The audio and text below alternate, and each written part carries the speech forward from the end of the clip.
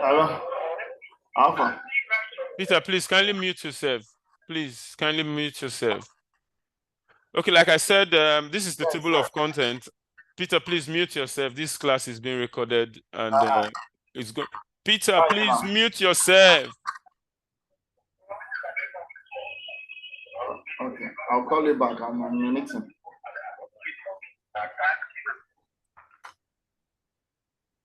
Please, let's all mute ourselves for now, please. All right. Thank you, guys. This is a table of content. As we go in the class, some things might unveil.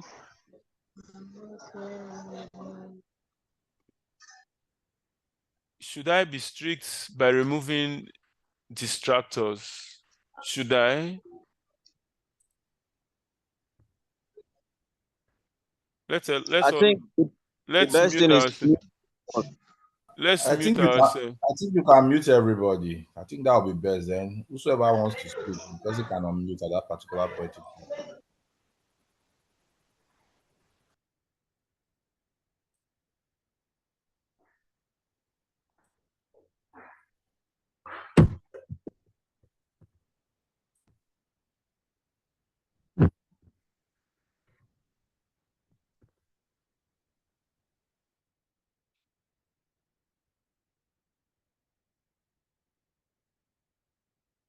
Okay, like I said, that's been taken care of now. This is the table of content. What is freelancing? Self-assessment and skills development. Some top freelancing job opportunities. How to build a portfolio. How to create an Upwork account. How to write winning proposal on Upwork. Then client relationship and success. Some of these things are very bogus when we want to treat them. Then how to apply for courses in Coursera. I have already given these as complimentary when we started. I guess everyone in this class have applied for courses in Coursera. If you have not, please type on the chat section. So I'll be dealing with you later on. Then this is another very bogus topic, some top tools to use in freelancing, then some basic CRM tools, then introduction to LinkedIn, because this is another very good platform that we should be using, because we need to go beyond just Upwork. And then many people are still struggling, straining their brain when we have artificial intelligence apps like ChatGPT and other softwares that can help us, that can think for us. Some people still stress themselves to do some complex writings. I'm going to be teaching us how to use ChatGPT and I'm going to also be showing us how to build a standard resume for those of us who are still using that old school CV. That's why when we submit our CVs, they don't get to respond to it. Personally, like I said during our free class, there was an interview I conducted for not Nigerians, and some of the things that disqualified many persons were their CVs. I don't get to look at the content of the CVs. By just looking at the CV, I throw the CV outside, because the trends, your Android phone today, Android 7 is outdated. Well, I think my phone recently showed me to update to 14, OS 14. You understand? So that's how CVs is evolving. Everything is we are changing. We are growing. So you need to grow, follow the trend as well. Then I told us something recently, introduction to WhatsApp marketing. This is something we can do with our phone. is a complement, is also a supplementary program for us, you know. So you are not looking at my people say they know they watch masquerade from one place, you know. If you stand this area small, you go to another area and look at it again. The same way, we're not going to be attacking this freelance market in this freelance world from just Upwork. I've just talked about LinkedIn, and I'm also going to be sharing before the end of this month, before the end of this class, how to navigate your way using using WhatsApp marketing. So let's get down to the business of the day. What is freelancing? Again, in those days, we used to do, there's this hustling. It's not far from what the freelancing is. You are jobless, you sit at home, your neighbor is looking for someone that will help them fix, they need a plumber. You get the plumber, you discuss with the plumber, okay, let me they bring you how much you go use to the work. He said 5,000. You go back to your neighbor that the guy said 7,000. You pay, they pay you your 7,000. You give the workman his 5,000. You make 2,000. Also, someone wants to rent a house. You tell the person, okay, what type of house are you looking for? It goes for you. It goes out there, look for the house. It does not have any of these things. All it does is source for it, get it to the person that needs it, you know. That was the archaic, the traditional freelancing. But what this freelancing in this context is working remotely from your house, from the comfort of your house, for international, local, or whatever firm, and you are being paid in the currency of the client. You know, why I'm being specific this way now is if you are working for, if freelancing covers LinkedIn as well. So if you are working, if you have a client on LinkedIn, it could be a Nigerian. You understand? So definitely, it's not only in dollars, but the main thing is on Upwork. You get to work for clients abroad and they pay you in dollar. I think the last time I changed dollar was 1,270 naira.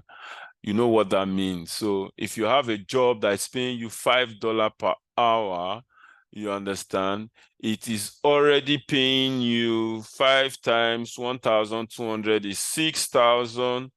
And I'm going to be practical. 1,200 270 times 5 is paying you 6,350 per hour. And let's assume, please guys, hold on.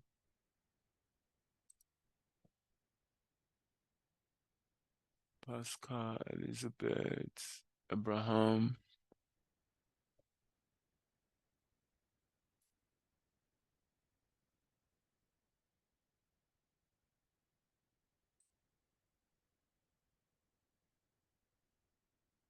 So let's assume you have that job paying you for $5 per hour, and we just did the mathematics as 6,350, and you are working the smallest of hours, I think, is 4 hours, which is a day, and this pays you times 4, meaning you are going to be earning 25,400 naira daily. That is not a small money, guys. That is why we must be intentional. We must be serious when it comes to every aspect of this training, every aspect. How you join this meeting is already part of the training, because if a client is inviting you for an interview, you've already started the interview before you start speaking. You're joining your Zoom. I'm stating this again.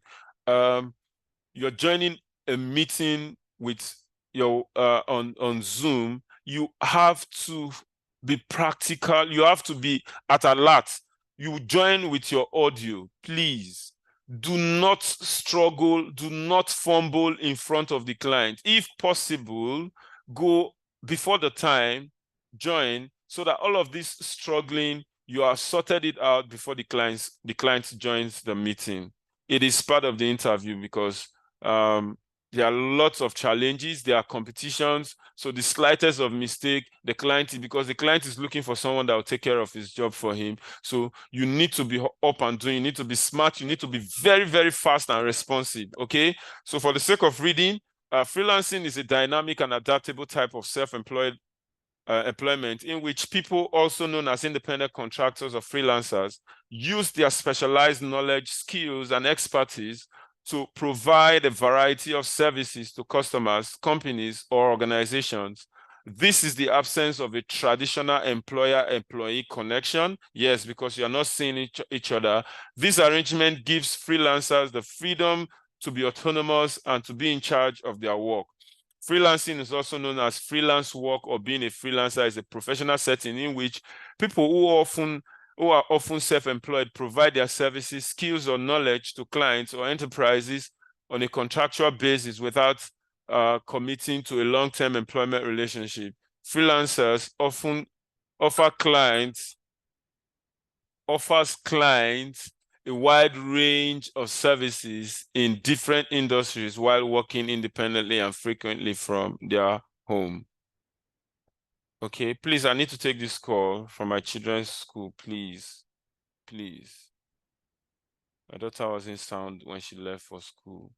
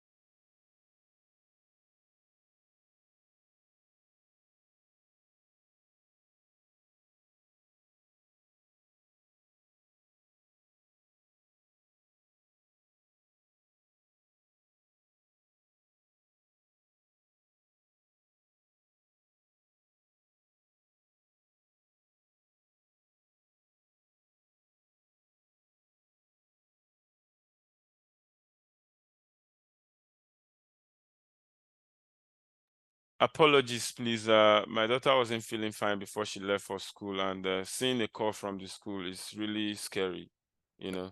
So like I was saying, freelancers offer clients a wide range of services in different industries while working independently and frequently from their home. I am sure we already understand what this is.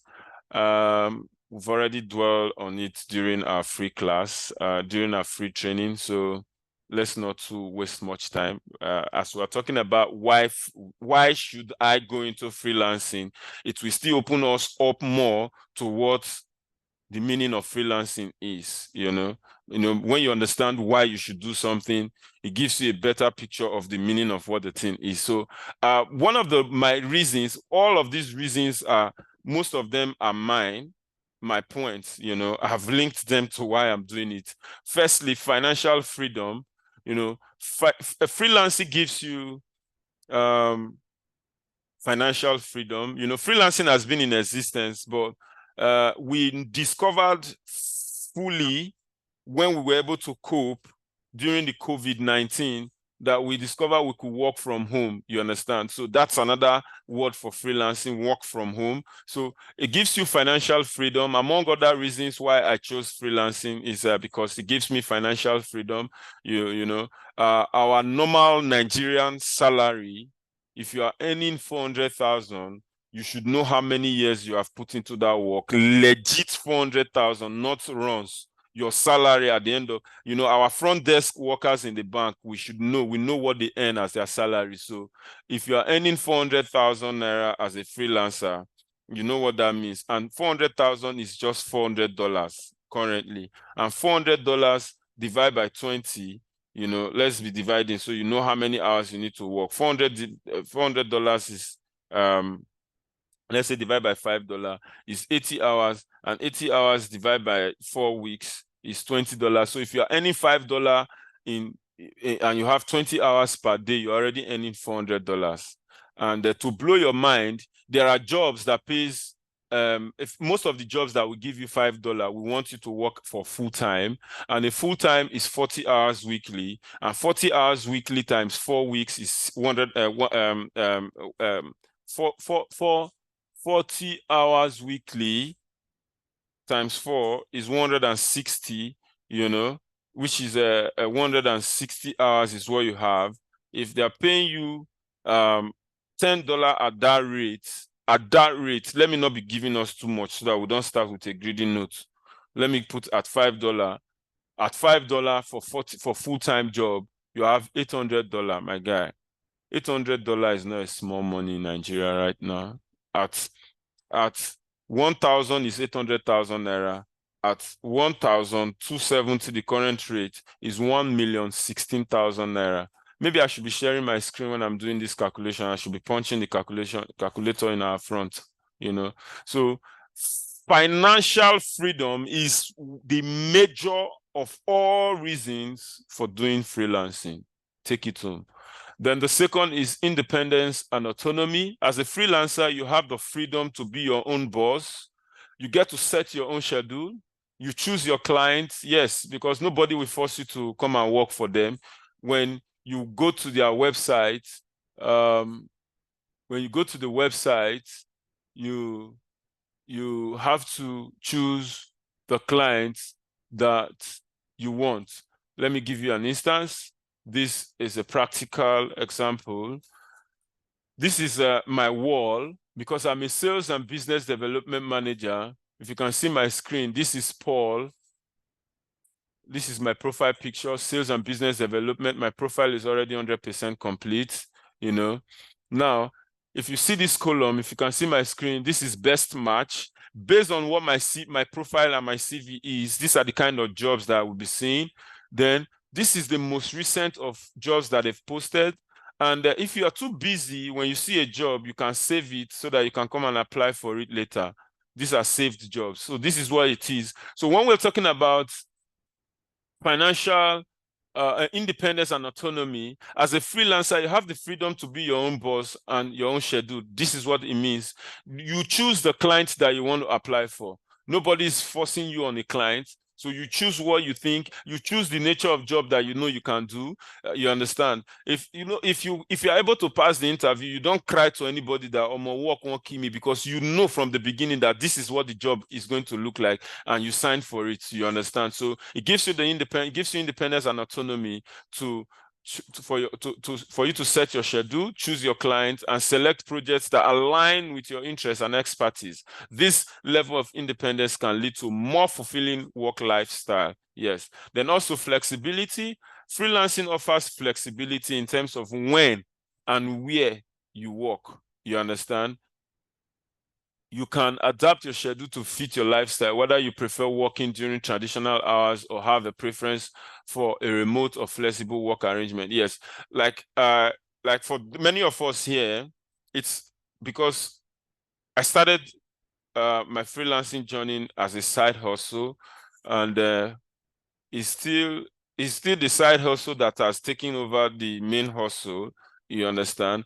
But what I'm saying is, I was going for jobs for US-based clients when I was still doing my office work, so that when I close from office by 4 o'clock, the US time is from, yeah, it depends on the time zone. We have a Central time zone, we have Pacific time zone, we have the Eastern time zone.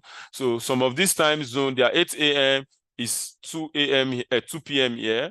Then there's some that their 8 a.m. is 4 p.m. here. So what this flexibility is, when you sign up for a job that gives you 5 hours daily, you choose when the 5 hours will be. Most cases, jobs are between 9 a.m. to 5 p.m., the country time zone or the client's time zone. You understand? So if, for example, 9 a.m. to 5 p.m. in the evening is like 10 hours, 9, 10, 11, 12, like 10 hours, you know, but you are entitled to work 5 hours. So you choose the best 5 hours, the best time that the 5 hours that is convenient for you. That's what we're talking about, flexibility. Okay. Then it talks about diverse work opportunity. As a freelancer, you have the chance to work on a wide range of products, of projects, and diverse clients. This variety can keep your work engaging, help you continuously develop your skills.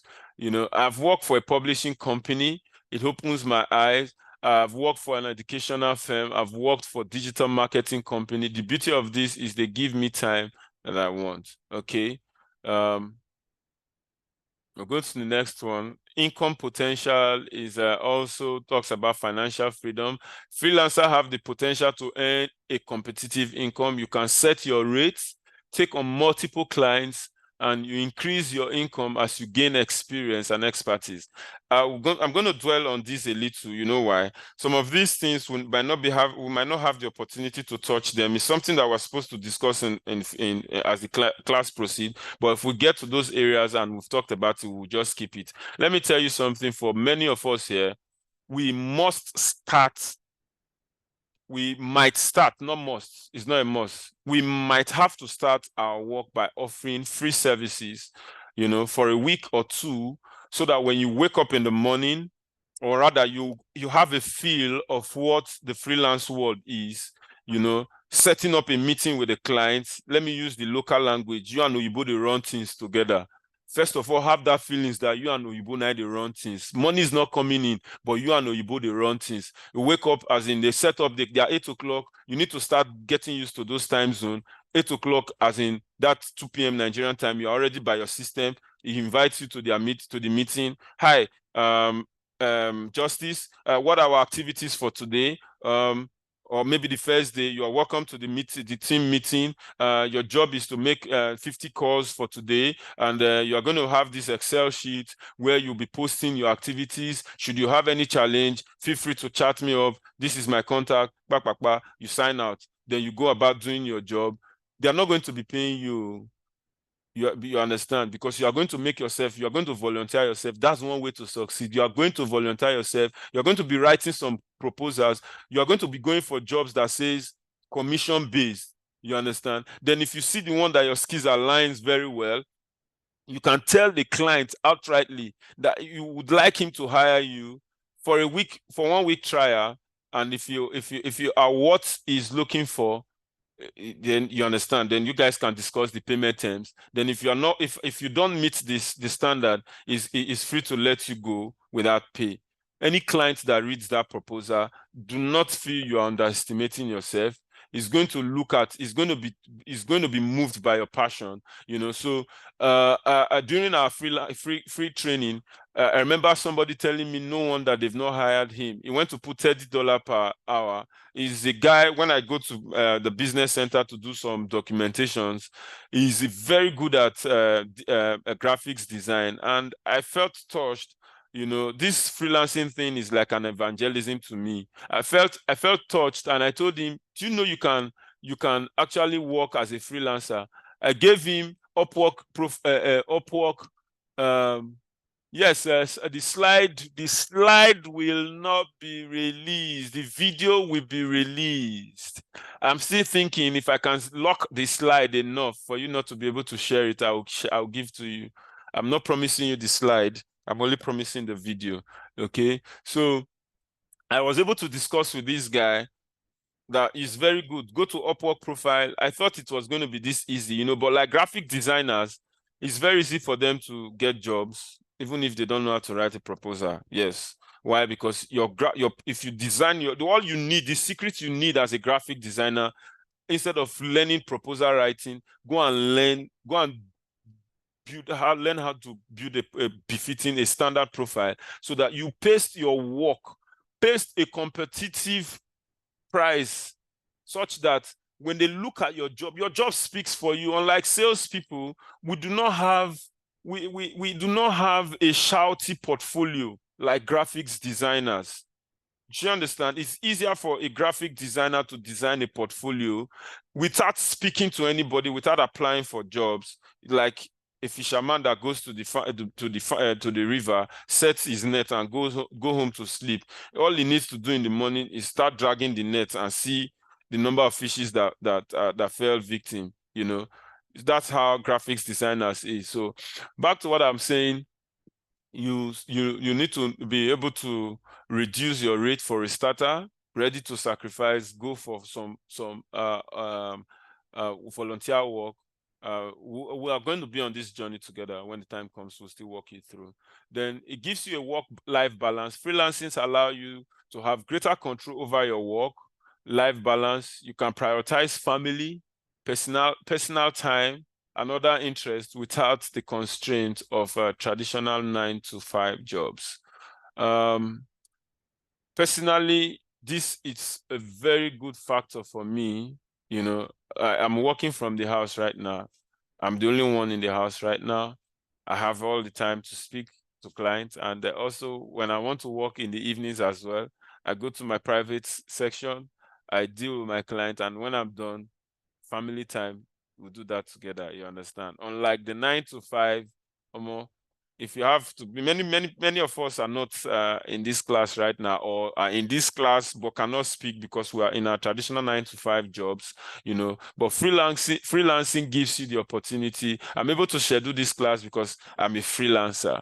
Okay. Also, career growth. Freelancing can provide the opportunity for career growth and skills development. I can say this has also happened to me. The things that I know right now is as a result of freelancing, because I virtually sit on my system morning to evening. When I mean morning to evening, 8 o'clock in the morning till like 10:30 in the evening is when I close my system, unless I'm not at home. So it's either I am learning something new, I'm just flipping through, you know. So it has opened me up to things that I don't know, that after my 4 years of university, the things that I don't know, I wouldn't have known in my 15 years as a salesperson. I knew them through freelancing, because the competition is high. You need to upskill, you need to upgrade yourself. And when that happens, you discover that you are growing in your career. Then also, freelancing gives you location independence. Many freelancers can work from anywhere with an internet connection. This opens us to possibility for traveling or living in different locations while maintaining your career. I can go for a wedding, and if there's an emergency to go for a wedding, tomorrow, I can confidently hit the road without calling my boss that I won't be in the office tomorrow, because I'm a freelancer. I'm independent. You understand? What I need to do is, when I get to my location, I create that atmosphere, ensure that there is internet connection. That is why in this explanation, the underlying thing here is internet connection. Many freelancers can work from anywhere with an internet connection. You understand? I give you a scenario. When my daughter was going for entrance exam in a new school, I got an interview invite, and because I'm flexible, I am independent, I'm very fast to respond to messages, which is very key. You must have all of the working apps that are on your system on your phone, so that you receive and respond to messages on the go. You know, that job paid me close to $1,000 the period I worked for that client. I think 890, if I'm not mistaken, you know. So I got that interview I did that job on the go, $820. What was what that job paid me? $820. This is it. It was $6 per hour. $820 was what the client paid me, you know. So what am I saying? I got that job on the go. I was in my daughter's school and they were stuff. I just saw the message and I replied, yeah, I'm interested in this job, but I will not be able to work for $4 per hour. And it got the client tripped, like, what kind of boldness is this? And he invited me for a meeting. What I just did, I asked them, do you guys have a conference, a quiet place? They say yes. When I got to the meeting, I told the client that I'm a salesperson and I'm always on the go. I'm using my phone right now. I'm not in my house, but we can discuss, you know. And he was also impressed by that I'm very, very, very quick to responding to her. And we sat, and that same day, I got my offer letter at $6 per hour, you know. So this is what freelancing can do to you. Freelancing gives you portfolio building. Yes, as whatever you're learning on the go, you are adding to your portfolio. Whatever new thing you learn, your CV, your whatever you are doing, you need to be adding it. In the military, they call it adding rank. You know, I don't know the group of persons that said a feather has been added to whatever that you understand. So that's what freelancing is. It gives you freelancers can create a portfolio of work that showcases their skills and accomplishment. This portfolio can be valuable assets for attracting new clients and opportunities. Okay, then job security. As a freelancer, you have job security because these are over thousands of jobs here that you can flip through, apply for anyone, you know, the one that suits you the most. You will never run out of job to apply for. It's your connect that matters. It is your connect that matters. You never run out of jobs in this place, you know. So that's it. Then personal fulfillment. If you have the opportunity to work wherever you want to work, if it's paying you very well, like you are fulfilling your personal goals. Freelancing enables you to pursue work that aligns with your passion and interest. This can lead to greater personal satisfaction and sense of purpose in your career. Then this is another very important aspect of freelancing. I'm sharing all of these in case you are still thinking, can I do freelancing or can I not do freelancing? That's why I'm sharing all of these. The things that you will learn on your journey as a freelancer while you are learning to become a freelancer, even when you started working, is enough for you to open your own business. Yes, you can. The risk of opening business, those things that you need to consider. If you can succeed as a freelancer, then you can open a business because one, it embraces you. It allows you to embrace an entrepreneurial mindset. You will learn about marketing. Marketing not be my thing. You must learn it. Indirectly, you just discover that you are learning how to be a marketer. I'm an introvert. I don't speak. Then freelancing is not for you, because you are going to be speaking to a client.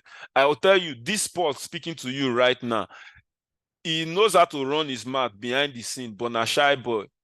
My wedding, my best man was the one that gave vote of thanks. I couldn't hold mic in public for people to see, you understand?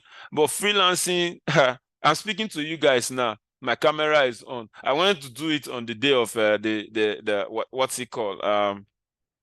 The free class, you know. So freelancing gives you makes you learn about marketing, client management, business operations, which all of these qualities are valuable when you decide to start your own business. Okay, then networking opportunities. Freelancers often engage with a wide range of clients and professionals in their industry. I was sharing with us recently that I'm securing a deal with one of my partners or clients on this volunteer work that I was talking about here.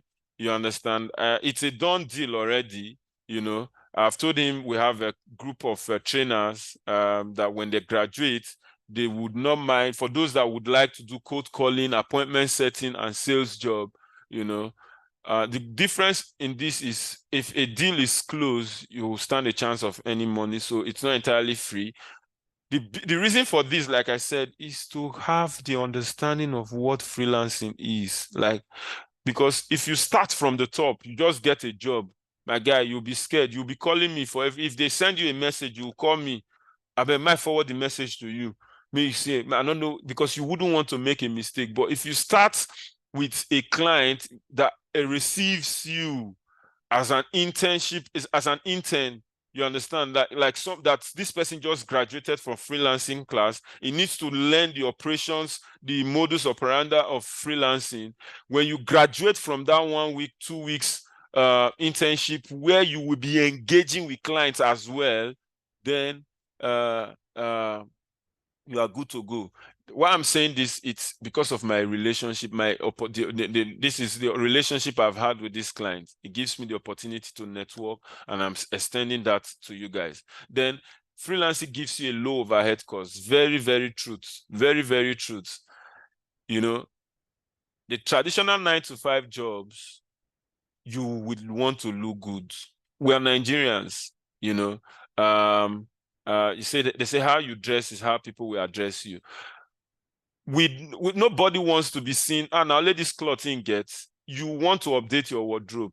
Salary is not going up. The clothes you are wearing last year is not what you are wearing this year, but the salary you are receiving last year is what you are still receiving. You are buying new clothes. You are paying transport. You know the cost of fuel right now. Somebody is paying somebody is paying that cost. Your transport to office. Those are some of the overhead costs. For some business owners, you need to pay for your shop. You need to pay for your office. You know. But as a freelancer, you have lower overhead costs compared to running a traditional business. You don't need to invest in physical office space or hire a large team, no transportation cost of going to the office and what have you, you know. Then adaptability, freelancers can quickly adapt to changing market conditions and trends. This adaptability allows you to pivot and explore new opportunities as they arise.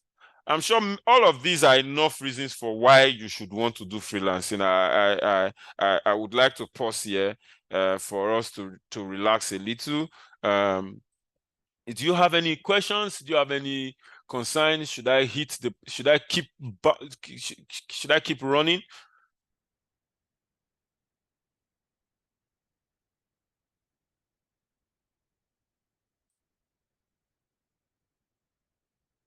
Should I keep run this? Should I go ahead?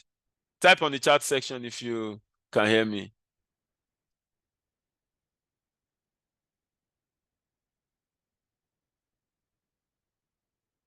Elizabeth, you can't hear me. Lizzie, you can't hear me. Okay, great. Okay, great. Okay, great. Should I go ahead? Are you guys flowing? Okay, great. I've seen Anthony. Okay, great. If you have any, let's begin to learn how to use the WhatsApp here. And do you guys know how to use snipping tool? Yes, I know how to use it. Okay. Why I'm saying this, let me off my video, and this video screen can be, we can what's it called? Let me stop sharing my screen for a while. I want to give us some few things to stop sharing first. I'll come back. Then if you can collect this, if you can screenshot this, you can keep it as a meeting with clients or an interview. You can keep some of all these as tools that you use when creating your profile, your portfolio, you know. Enzo Digital.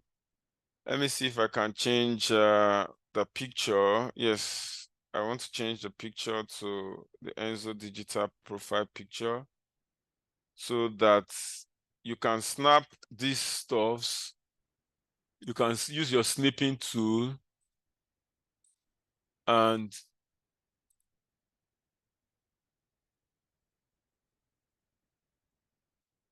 though we're still going to be having some more meetings anyway, let's just proceed. let's proceed. Okay, I'll talk about that when we are ending the meeting, when we are ending this class. All right. Is that understood? I believe it's understood. So now we're going to be talking about self-assessment and skills development. Self-assessment, as the name implies, you need to identify your skills.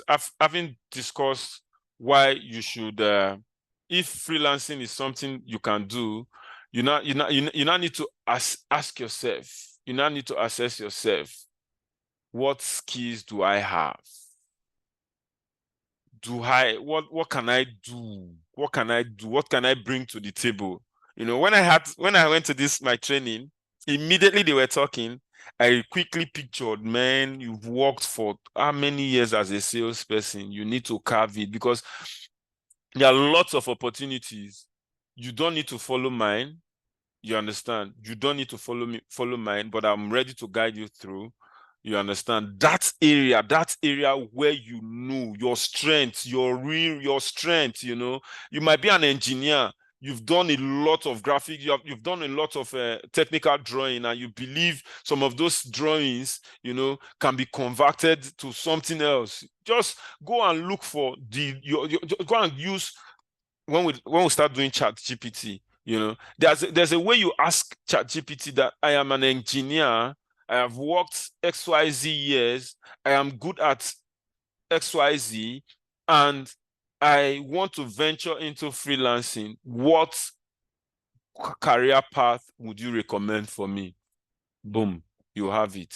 But for now, all of the nitty-gritties, all of the things that you need to learn, that you need to put into application, you know, that you need to put into that you need to put into application, like I was discussing with somebody recently, one of a top person in the Katsina state government. She was my boss when I was in Abuja and Kaduna, you know, and I saw her did an advert on Katsina people. Are you ready? They want to be training them on tech, some basic trainings on tech, digital marketing, and all of that. And I'm discussing already to go into a collaboration with them to put those trainings into practice.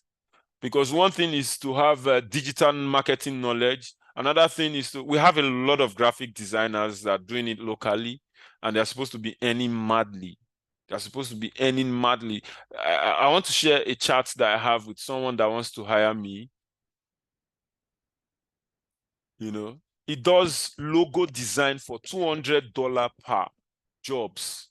This is our chat discussion. If you can see my stuff, our average price for logo is $200. Then for websites is $1,000 to $2,500.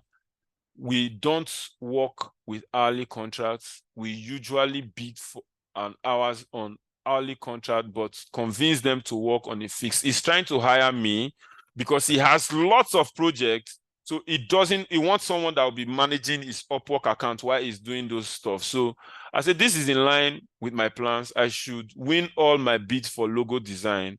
And for every 4 bids in website design, I should secure at least 1 deal. You know, I'm bidding for this contract for $10, a 10% commission on any jobs that I secure for him. What I'll be doing is managing his Upwork profile. So what I'm telling you now is somebody in Nigeria is doing logo design for how much? Mr. Williams is here, is a guru in this area. But how much are you charging locally when you can sell internationally? That's what I'm saying. So like I told somebody, there is no magic I'm coming to show you in this class. It is a puzzle that the pieces are in your hand, but you don't know how to put the pieces together. Just get it clear. I am not a magician. I'm not super intelligent. It's just that I have the opportunity that I've gone ahead. I know these things. So I'm going to show you those pieces in your hand, how to apply them and put them to work. Back to what we were saying. That is the essence of skills, identifying your skills and your interests. You will go back and ask, I have been doing so. I have so knowledge. I am acquiring so knowledge. What is the best selling a freelance job that you recommend for me, okay? But for the sake of my class, I'll be delving deep into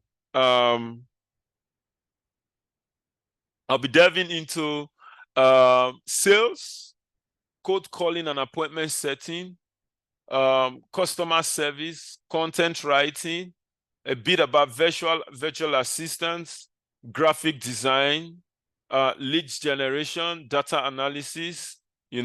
I wrote this here. I say for personal development and making a choice, you can search on top selling freelance opportunity.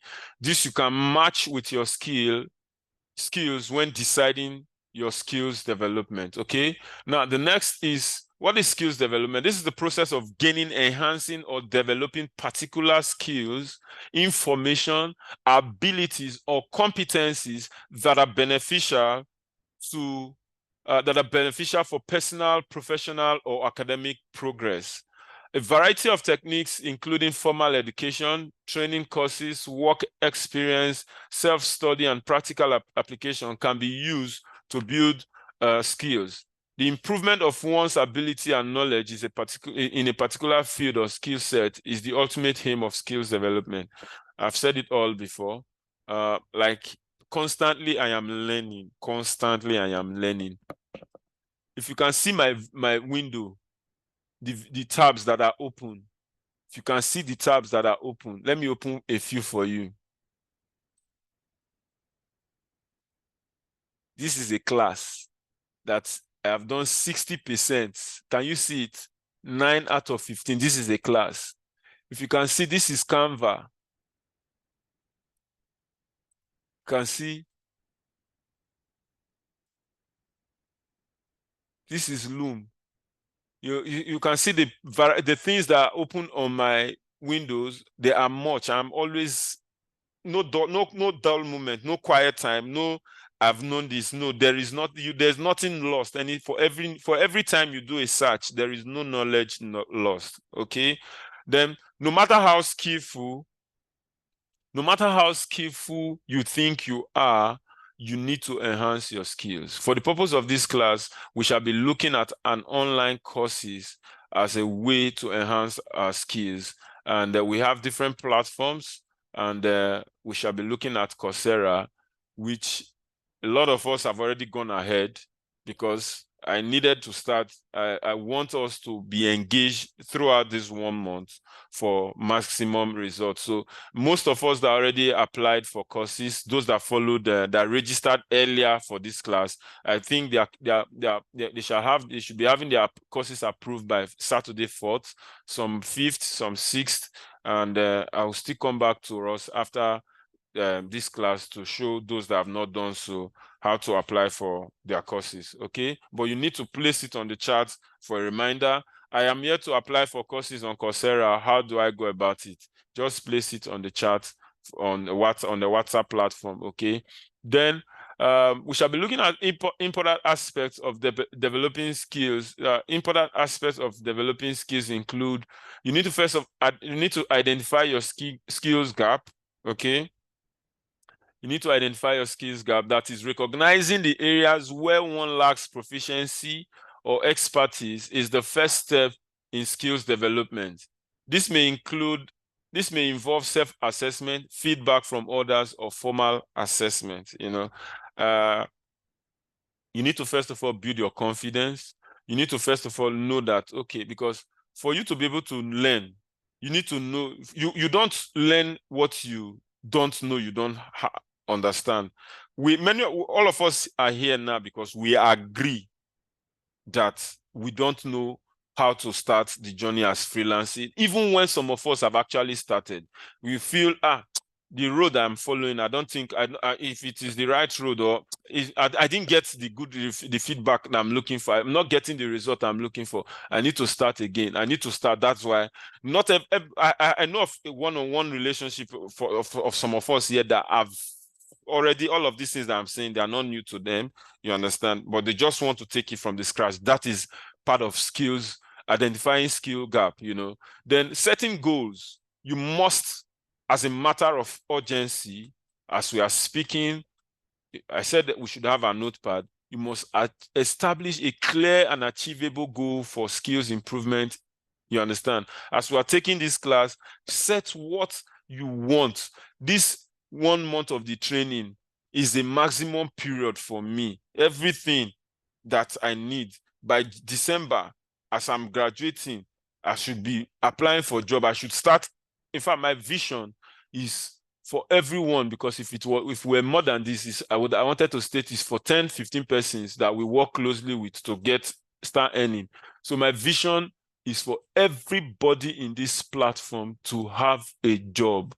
And they should be converting their earnings to Naira by Christmas. In Jesus' name. You can say the amen to your heart, in your heart. You understand? My vision earlier, if we had much persons, because many are called, few are choosing, is always the case. But now we have a small house. Glory to God for you people, for the opportunity. It's easy to work with you directly, you know. And my vision, in fact, it goes beyond normal hard work. Yeah, now I understand what pastors they go through.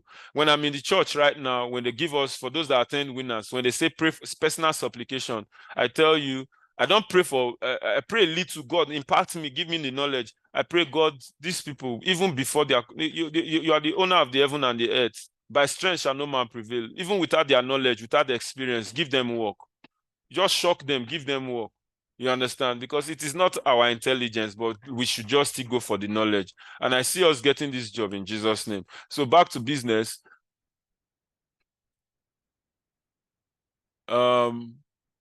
Then also, like I said, we must set a goal. But if I've set a goal for you guys, I want you to also set your goal. Let your goal align with mine, which is I want to see everybody have a job that will be earning before Christmas, you know, because the class ends in November. Most of us will still be doing some of our background trainings that we'll use in building our portfolios. So do not say, Christmas too far. Don't be in a hurry. We'll do, you understand? The most important thing is start earning and earning for life. You understand? Then also the next is learning and training. We need to engage in learning activities such as courses, workshops, seminars, or online tutorials. Is a common method for skills development. You must, no matter what, the person is not foolish that put those trainings together. Whenever you see any training, short trainings like that, a post on trainings, on Facebook or anything, my guy, take time, just flip through. The person is not mad. I'll be talking for 1 hour plus. Now, I'm not mad though. You understand? It's because I want to impact people. Some of those ones is as you click, they are making their money, fine. But go and click. You're not the one giving them the money. Who is paying them for the click is paying them the money. But go and spy. Listen to that nonsense if you want to call it nonsense. You pick one thing. Well, where I come from in Warri those days, we say it's better to waka anywhere than to sit down for one place. Yes, just click on it, look at it. So for us to succeed in this journey, you must engage, you must activate that quest for learning and training. You must activate it. When you see, just take your time out. As the message comes on your WhatsApp, open it, read it, look at it. Save it if it's that important. Save it to do it much later. You understand? Also, next is practice. For skills development often requires consistent practice and application of what has been learned. You understand? I give you an example.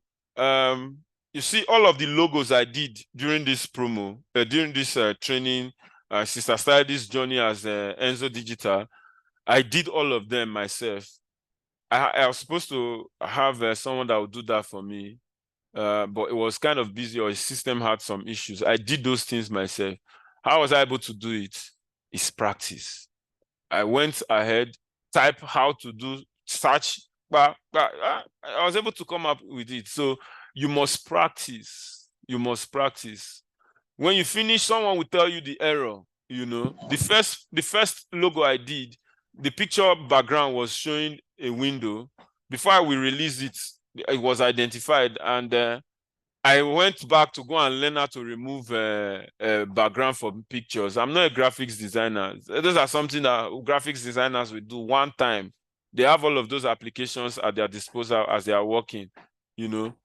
So you must activate, carry waka better pass carry sit down. That's correct, Tony. Thank you. So also the next is, after those practices, like I said, you must seek for feedback and evaluation. I did something after our class, the last training. I spoke with many persons that are close to me. How was the presentation? You do not rate yourself by yourself. You understand? You do not. That's why we have mirror. When you are dressed, when you finish dressing, if your confidence is that tight, don't look at the mirror. Go, and when you get out, you see people, Oga, your zip, Oga, the powder you rub for your face, So our mirror is the feedback that we're going to be getting from people, mentors, peers, instructors. You must seek for feedback.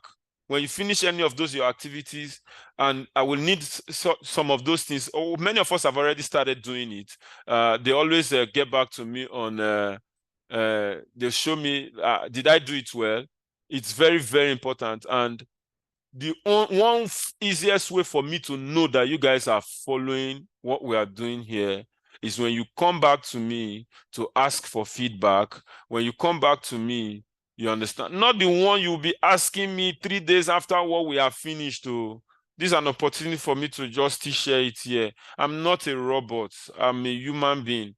When we are doing something as it is hot, if we are doing whatever task that we are going to be assigning to ourselves at the end of this class, it is expected that you follow it. For those of us that are doing our 9 to 5, in the evenings when you come back, you go through. When you're done with whatever if there will be, you understand, it will be on our platform as well. You understand? You follow it immediately. You understand? So that's all about feedback and evaluation. So we're going to quickly look at some freelancing opportunities, but we're going to be elaborating these much later in our classes.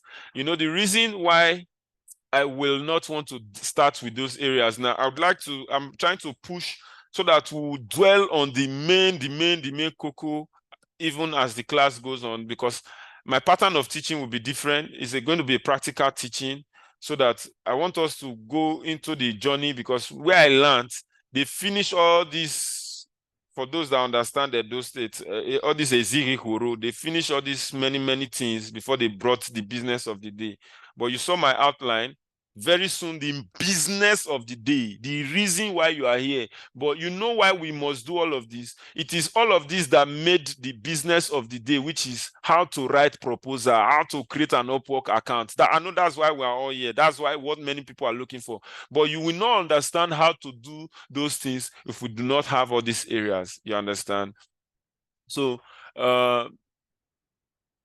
writing, graphics design, web development, digital marketing, consulting, software development, photography, all of these are freelancing opportunities. Like I said, for the sake of this training, we shall look at sales, customer support, related jobs, and like I've also said that earlier, I will also be able to assist in your field on how to create a portfolio that attracts clients. Depends on the area that you are concentrating, the area that you want to dwell on. Okay, then during our free class, I mentioned various sales opportunity. So in case you should not be looking at yes, there is an area for me. There's a place for you as a salesperson. We have the sales representative. This talks about selling B2B and B2C sales, who focus on generating leads, closing deals, achieving sales targets for products or services. B2B means business to business, and B2C means business to customers. So for this kind of sales representative, you might have a client that wants you to sell a business to a company. So when you are selling a product to a company, it's called business to business. But when you're selling a product to an individual, it's called business to customer. You understand? If you want somebody to buy your data, you are selling to clients because you are contacting individuals. You understand? But when you are offering a training service, you want a company that, okay, you want them to build a website. You are going to be, you're selling business to business because you are calling, hi, Enzo Digital. My name is Paul, and I would like to. I've just gone through your website, and I discovered that your website would have attracted more clients if you decide to improve or upgrade it. You know, that kind of call, that kind of sales is called business to business because the website is going to shoot my business, is going to expose my business. But if I'm getting a call that they have internet service and the packages that if I purchase, I can use it for a year, and no matter my usage, it will last me, then that's also that's business to customer, B2C, which is business to customer. Okay. And all of sales business all has to do with targets, products, or services, you know. So then the next is leads generation specialist. This talks about professionals who specializes in identifying and nurturing leads, often through email outreach, social media, and other strategies. Yes, we said this is a class for freelancing from the scratch. When you hear the word leads, we are talking about prospects, we are talking about potential customers, we are talking about human beings or that we want to come and do business with us. Sorry guys. They are walking upstairs in my house.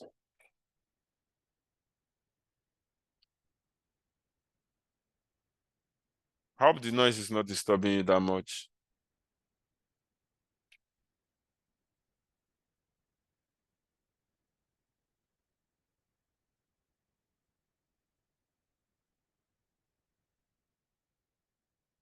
Okay, thank you, Tony, for the feedback. Thank you, Okechukwu, for the feedback. Okay, thank you, Abraham, for the feedback. That is the essence of this mic. I'm the only one hearing, but this is a noise cancellation mic. So I think it has already started, is already doing the reason I bought it. All right, thank you for the feedback. Okay, so now the next is, I was mentioning leads. I would advise some of these key points, some of these words that I'm taking, because the best learner, the best training that you give is the self-training. You take note of the word leads. You can search further the meaning I've just explained to you, because these are things that you will encounter. You understand? There are terms that these are terms that we'll be using. Even clients will be asking you, like, is normal good morning? And you don't need to goof, because we are going to be closing a gap like as if we have been doing freelancing for years, because we're building portfolios that nobody is going to be looking at. That you are a starter.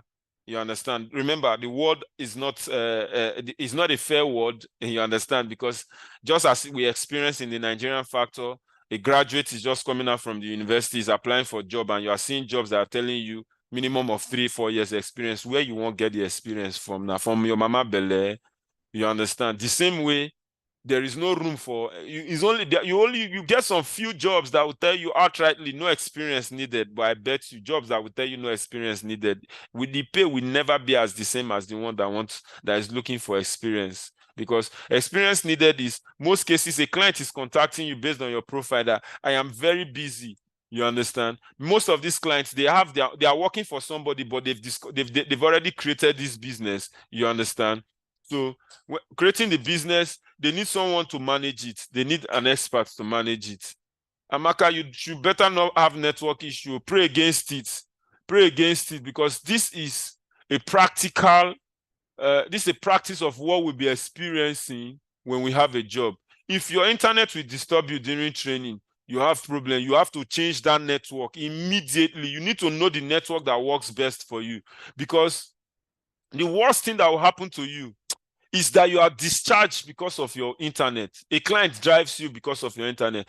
Part of many of these trainings, part of some of the interview you'll be having is do a screenshot of your internet speed. How to do that is fast.com. www.fast.com. When you type it, you check. Let's open a browser. I told you my class is going to be a freestyle practice. The most important thing is learn something. Fast.com. Can you see my screen? When you type it, you see it will run for a while and it's going to be showing you. So you need to be running some of all these things to know the internet speed. I'm using Airtel right now. This is an interview for some people that wants to hire you. So if you run this test and it's not showing well for you, already know that you cannot be in the class. My test is 36 Mbps. You understand? I want this to be interactive. If you can snap and put your test result, what you have on the chat section, so that you start knowing what to encounter when you have your clients. You understand? This is Airtel in my location. This is, yes, internet speed. This is for internet speed. I just had to run internet speed, you know, because somebody is telling me he's having network issues, and it is not something that you should tell me. You should be ashamed. You should hide it from me, because that is a sign of not being ready. So next is an account executive. As an account executive, you manage clients' accounts, you build relationship and upsell additional product or service. Like this case, for account executive, the client already have this customer base. You understand? What he wants you to do is help him come and manage the clients. So definitely they will have a CRM system where you'll be seeing what the client has done, what the client's need is. Okay, Chike, I've seen yours, 7.4 Mbps. If you are using a MiFi, change the location of your MiFi in your house to a better position. 7.4 is poor for a speed test. If you want to go for an interview, you can't use this speed test for your interview. Okay.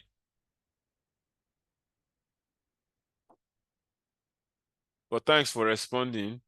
Okay, so like I said, account executive is different from the lead generation specialist, you understand, and it's different from the sales representative that has to liaise and have to have an interface with business to business or business to customers.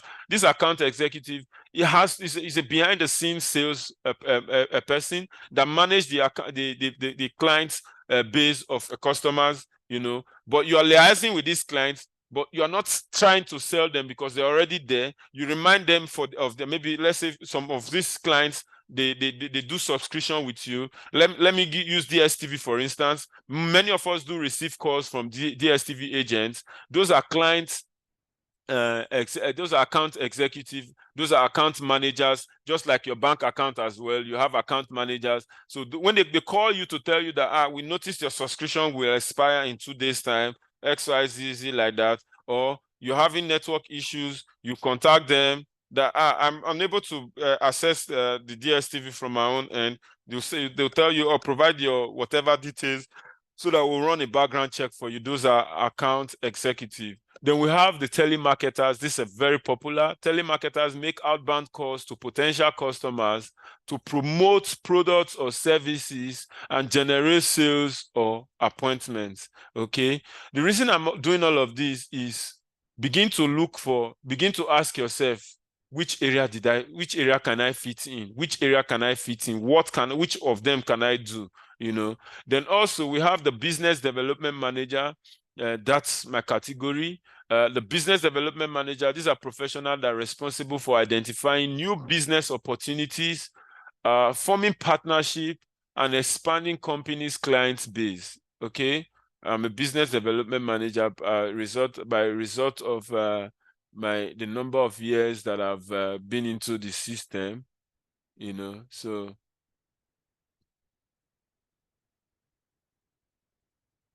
Okay, Elizabeth Franklin, yours is 13 Mbps.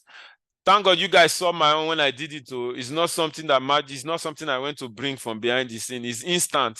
You understand? If I still share my MTN, I think my location is good, or you need to check, because 13 Mbps is good. But if you're bringing a speed test of 13 Mbps and I'm bringing a speed test of 36, who do you think they will take?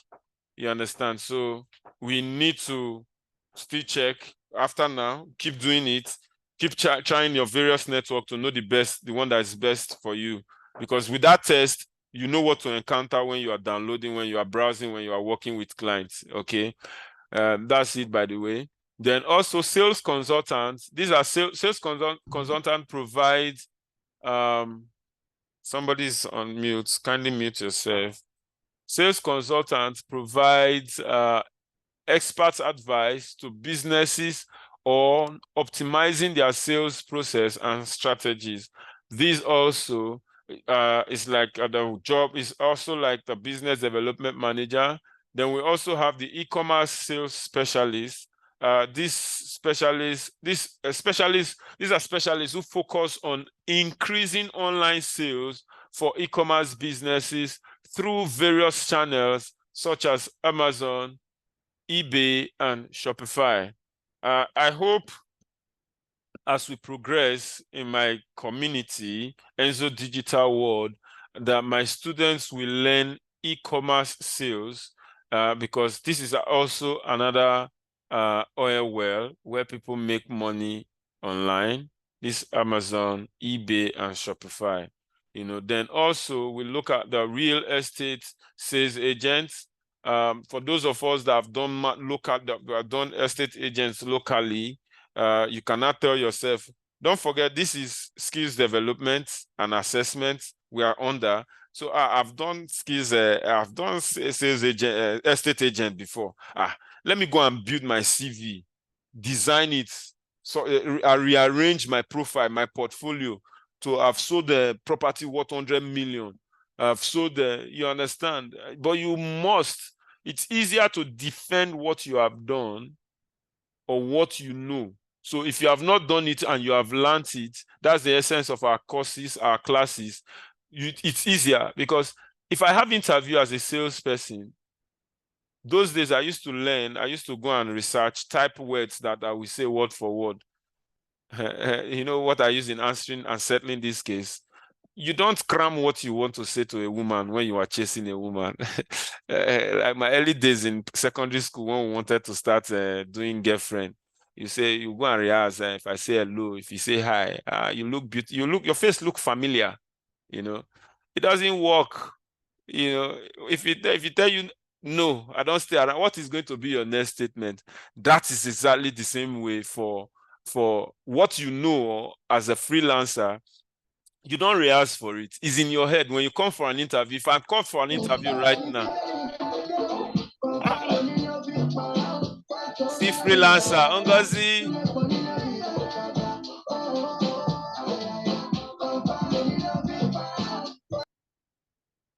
Ngozi, I will lay hands on you. Wherever you are, if you can hear me, just put your hand on your head and say, my father, I want to become a successful freelancer. Every spirit of distraction, cancel. You are delivered. Amen. So like I was saying,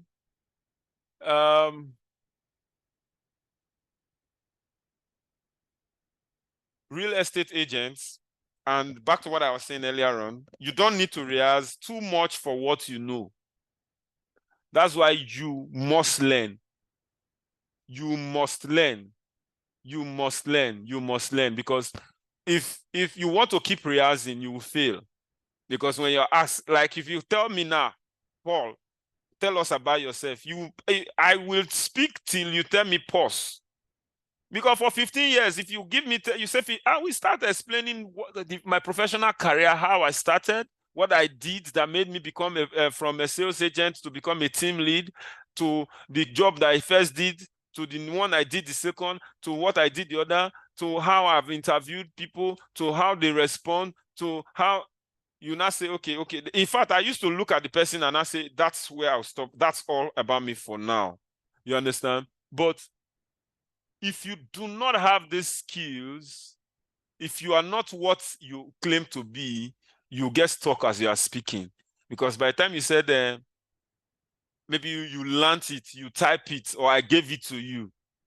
By the time you start saying, my name is Paul, I'm a graphic designer with over 15 years of experience. I've designed over 1,000 logos and a website for 15 companies. Share the logos with us. Share the website samples with us. Do you have them? How did you design this website? I don't know website design. I will be stuck.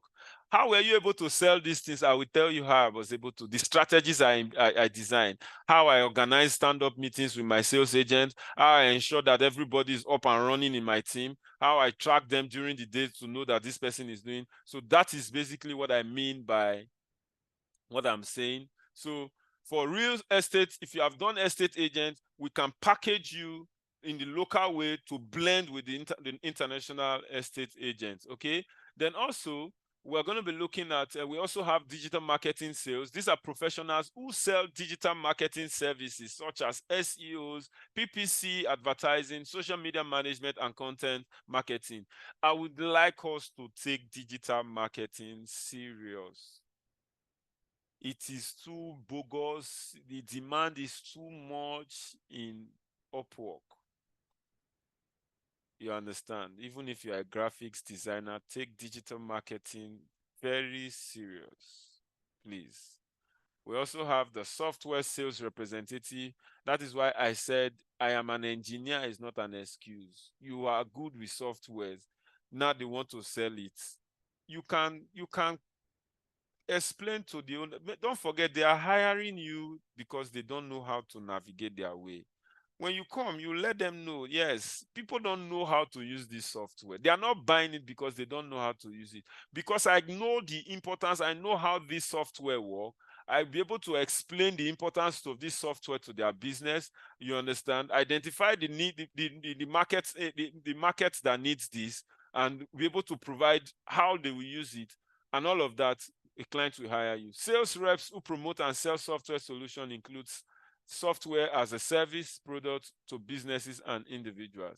We also have the insurance sales agents. For those of us that work in insurance company, this is an opportunity for you. Then advertising sales. This is a sales professional who sells advertising space, whether in print or digital. This is also linked, interwoven with digital marketing. Advertising sales is digital marketing, you know. Then event sales managers, these are professionals responsible for selling event sponsorship, packages, tickets, and booths for conferences, trade shows, and other events. Then also we have the financial service sales. These sales people who offer financial services such as investment, advertising. If you're a banker and you want to thrive in the sales industry, there's an opportunity for you. That is what I'm trying to say. Then we have the travel sales agent, the healthcare sales representative, the education sales. By God's grace, I can sell any of these as a salesperson because I've worked for education firm before. That's one of the things that actually catapulted my freelancing career. You know, I worked for like 4 months with those people, though I got paid for 2.5 months. But it feels good receiving that pay. You know, then luxury goods sales. These are sales representatives specialized in luxury and high-end products such as jewelry, fashion, or fine art. The bottom line is train yourself to be able to sell any of all of these. As a salesperson, do not limit yourself to a particular area. Be ready to sell anything that comes your way. Thank you. Let's take 5 minutes break, please. I want to get water.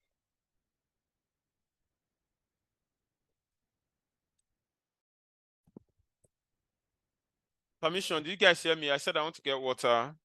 I don't have a office assistant right now, so I'll get you myself. You two can stretch your legs so that you don't get bored. You know, we have 1 hour 30 minutes more.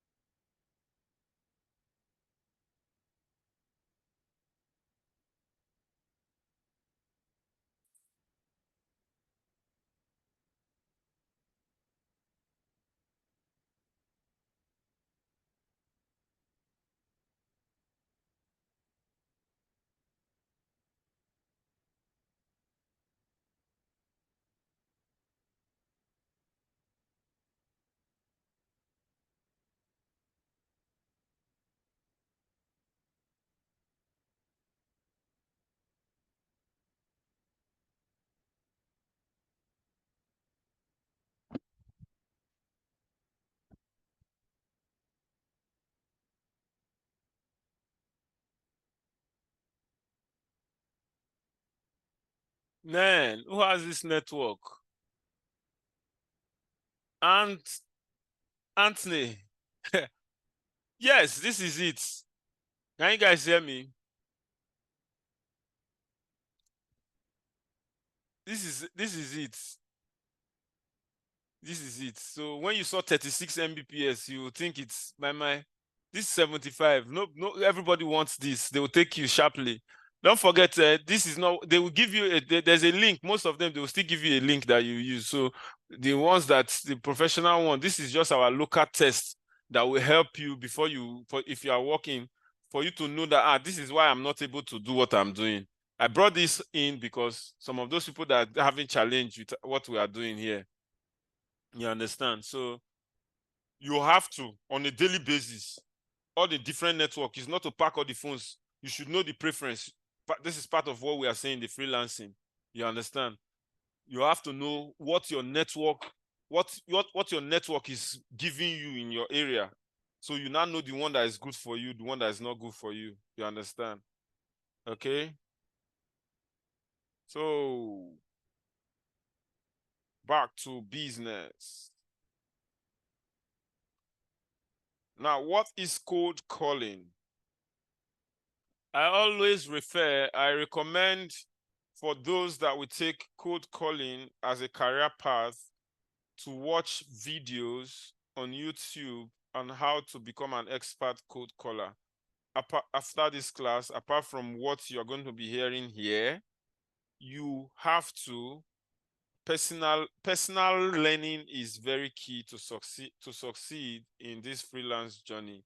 You have to make YouTube your friend. You have to make YouTube your friend, because there's nothing we are looking for there that we're looking for that someone has not done a video on before. But locating the right video, you understand. So when you're searching for, you look for most recent and you search for the ones with lots of view.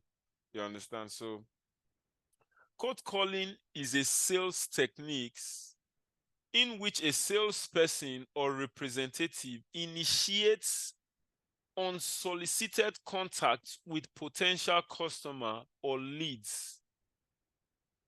Remember, I said you should search keywords, be looking for, because they're going to be using it for you like they expect you know it. Leads. Potential customers, which is also another word for leads, who have not previously expressed interest in your product or service.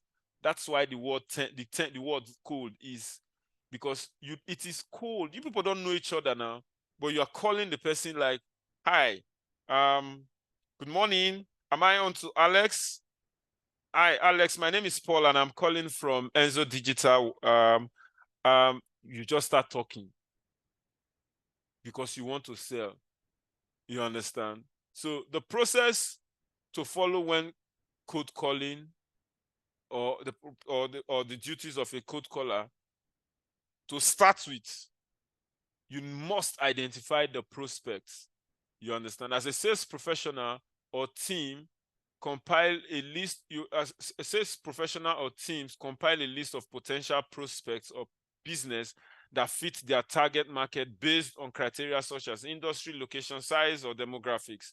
You know, if you are being hired as a cold caller, definitely the person that's hiring you will make provision for the leads, the prospects that you're going to be calling. You know, it's a very difficult task. If you are being hired, then they now said you should go and look for the leads yourself. You understand? It's another person's, is another training on its own. How to generate leads is another training on its own. You understand? It's a very, very elaborate training. Take that notes down as a freelancer. Take that, how to generate leads. We understand. If we have time, if I'm able to get some more details of it, if I'm sure of it, but I will dwell on it during this class. Then you go on during this training period. Then you go and elaborate on it. You know, but based on my experience and level I've attained as a freelancer, if I meet a client, I tell them I do not generate leads. Why? Because it's time consuming. And if you're going to be paying me hourly, how do we track that the time that you gave to me now, this 1 hour? If I tell you that I was able to source for only 10 leads, will you pay me?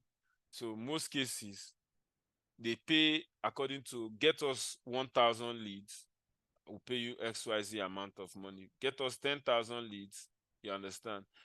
I'm trying not to be a jack of all trades, master of none, because it's somebody's job actually. So we'll do the surface of leads generation, you understand? Leads generation. Quickly, let me go back to so that I'll remember that I've not added it. Let me see if I can. It's subject to removal. People should not come and hold me later that, Paul, you've not talked about lead generation.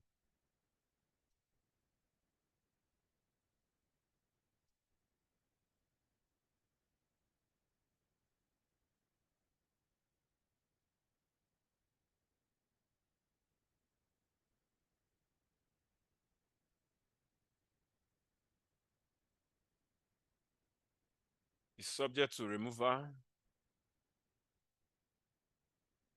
It's a very good topic to learn, because if you know how to generate leads, you have a job already waiting for you to in the freelance world, because you will just be telling clients that I can help you generate leads, quality leads. And what that means is you get, most cases they'll tell you provide the email address, phone numbers, and LinkedIn or social media handle. So you see that you are getting if the client's business on social media is on LinkedIn, you get the client's LinkedIn profile. If it's on if it's a media person, maybe TikTok handle or Facebook handle. Most of those things, wherever you're getting their details from, if you understand, you will see all of those when you do leads generation. Write down apollo.com for those of us, because that's one of the leads generation platform. Apollo.com. You can go and search on your own. It's just way of getting some more skills. You understand? So you first of all identify the prospects. As a sales professional or team, you compile the list of potential prospects or businesses that fit their target market based on the criteria such as industry, location size or demography. This determine the project. Like, I give you an instance. One of the jobs I did recently that I was working on, I was selling we're selling electric chargers to clients in the US. These electric vehicle chargers, they've started these electric vehicles already. They've already started using them in the US. So the target audience, first of all, were people in America, but we limited it to hotels in South California. So they brought the leads to me. You understand? These are what leads look like. You have the name, you have the phone number, this is where you drop the notes for those people you are contacting. You dropped a voice message, not interested at the moment. You dropped a voice message, then interested and requested an email for an email that contains pricing. Then this is the email address, a column. The next is the property address. Then for some of these kind of leads, you have the name here, phone number here, email address, and LinkedIn information. So when you finish calling, you send an email, then you connect to the person on LinkedIn. But you don't do all of these the same time. For a cold caller, your job is strictly to call. You understand? If the clients hire you as a salesperson, then you go into the extra mile of sending email and engaging on LinkedIn. But if you are made to make calls, because as a cold caller, you'll be given the target of making at least 50 calls a day, depends on how many hours. It's a very sweet job, as a cold caller. Job sweet, because they have a tracker, they have an something that they use in checking your calls. So as sweet as it is, they give you a script. They give you a script that you follow. Let me see.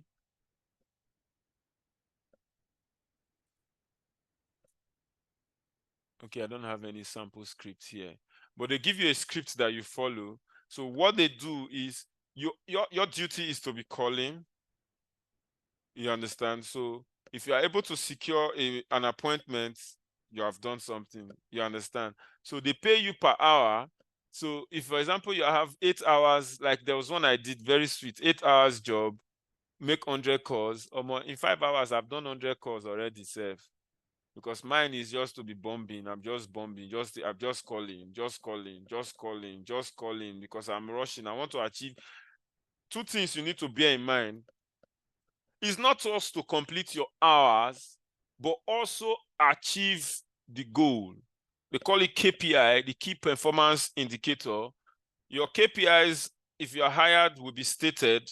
You need to make 100 calls, XYZ hour. You understand? So, and out of that 100 calls, you need to book 2 appointments. If you're not booking appointments and you are not making 100 calls, you will have problem with your clients. Because one, you won't force. How do we call for cold caller, WhatsApp call, or our usual call? Okay. I have a Google Voice number. Unfortunately,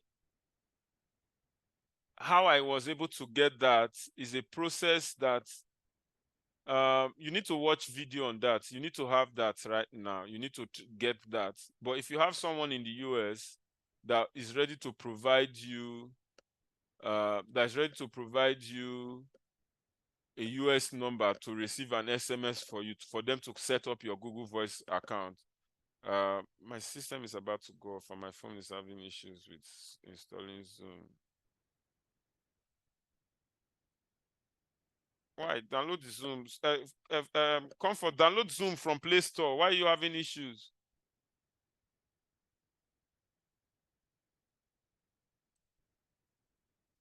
Who is Huawei CSP? Is that you, Comfort?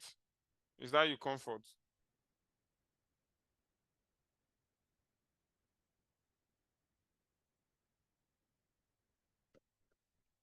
Back to what I was saying. Where was I? Somebody is on the waiting room. I don't know the person to add.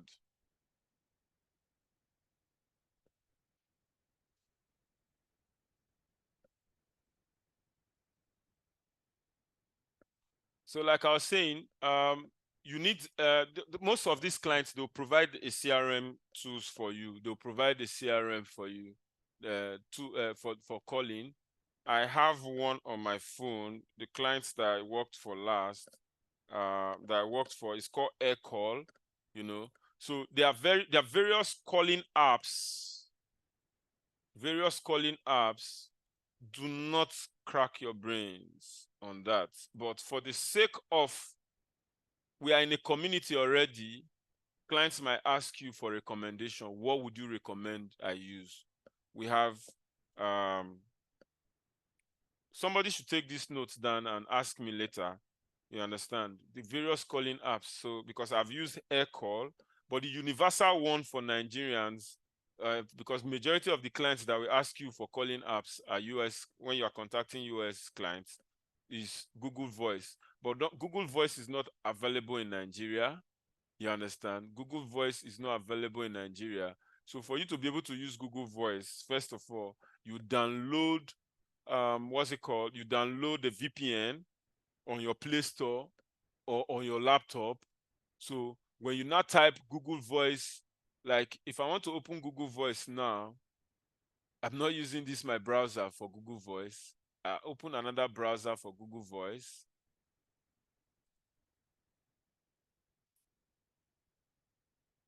Look at the various, can you see my screen? These are the various Google Gmail accounts that I've opened. This is one bridged center is for the one I worked with a client. This one that I have, Enzo Bonatti, is my Google Voice account. I've worked for Easy Robots. I've worked for JBF Research. I've worked for the Pacific Group. This is my person and this is my person. So let me open my Google Voice account right now.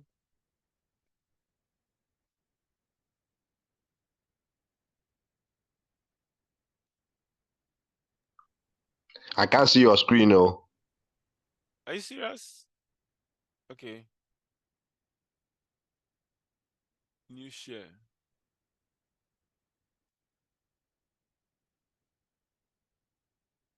Can you see it now? Yep. Thanks.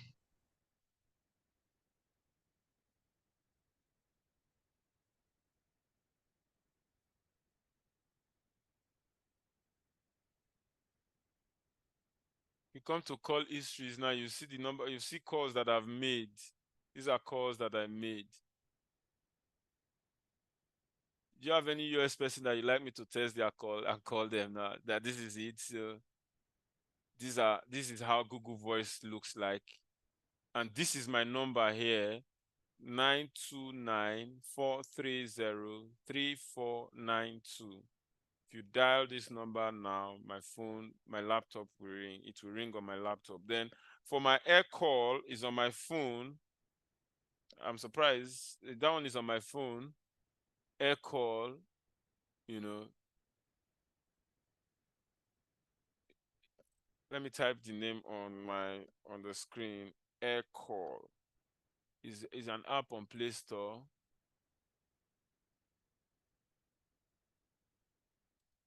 We have air call.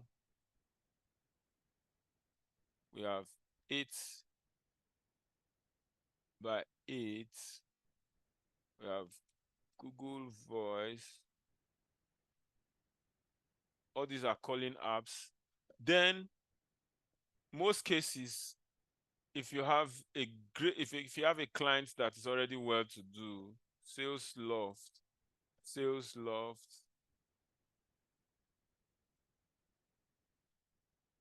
is also a CRM. This is a CRM software that allows you make call.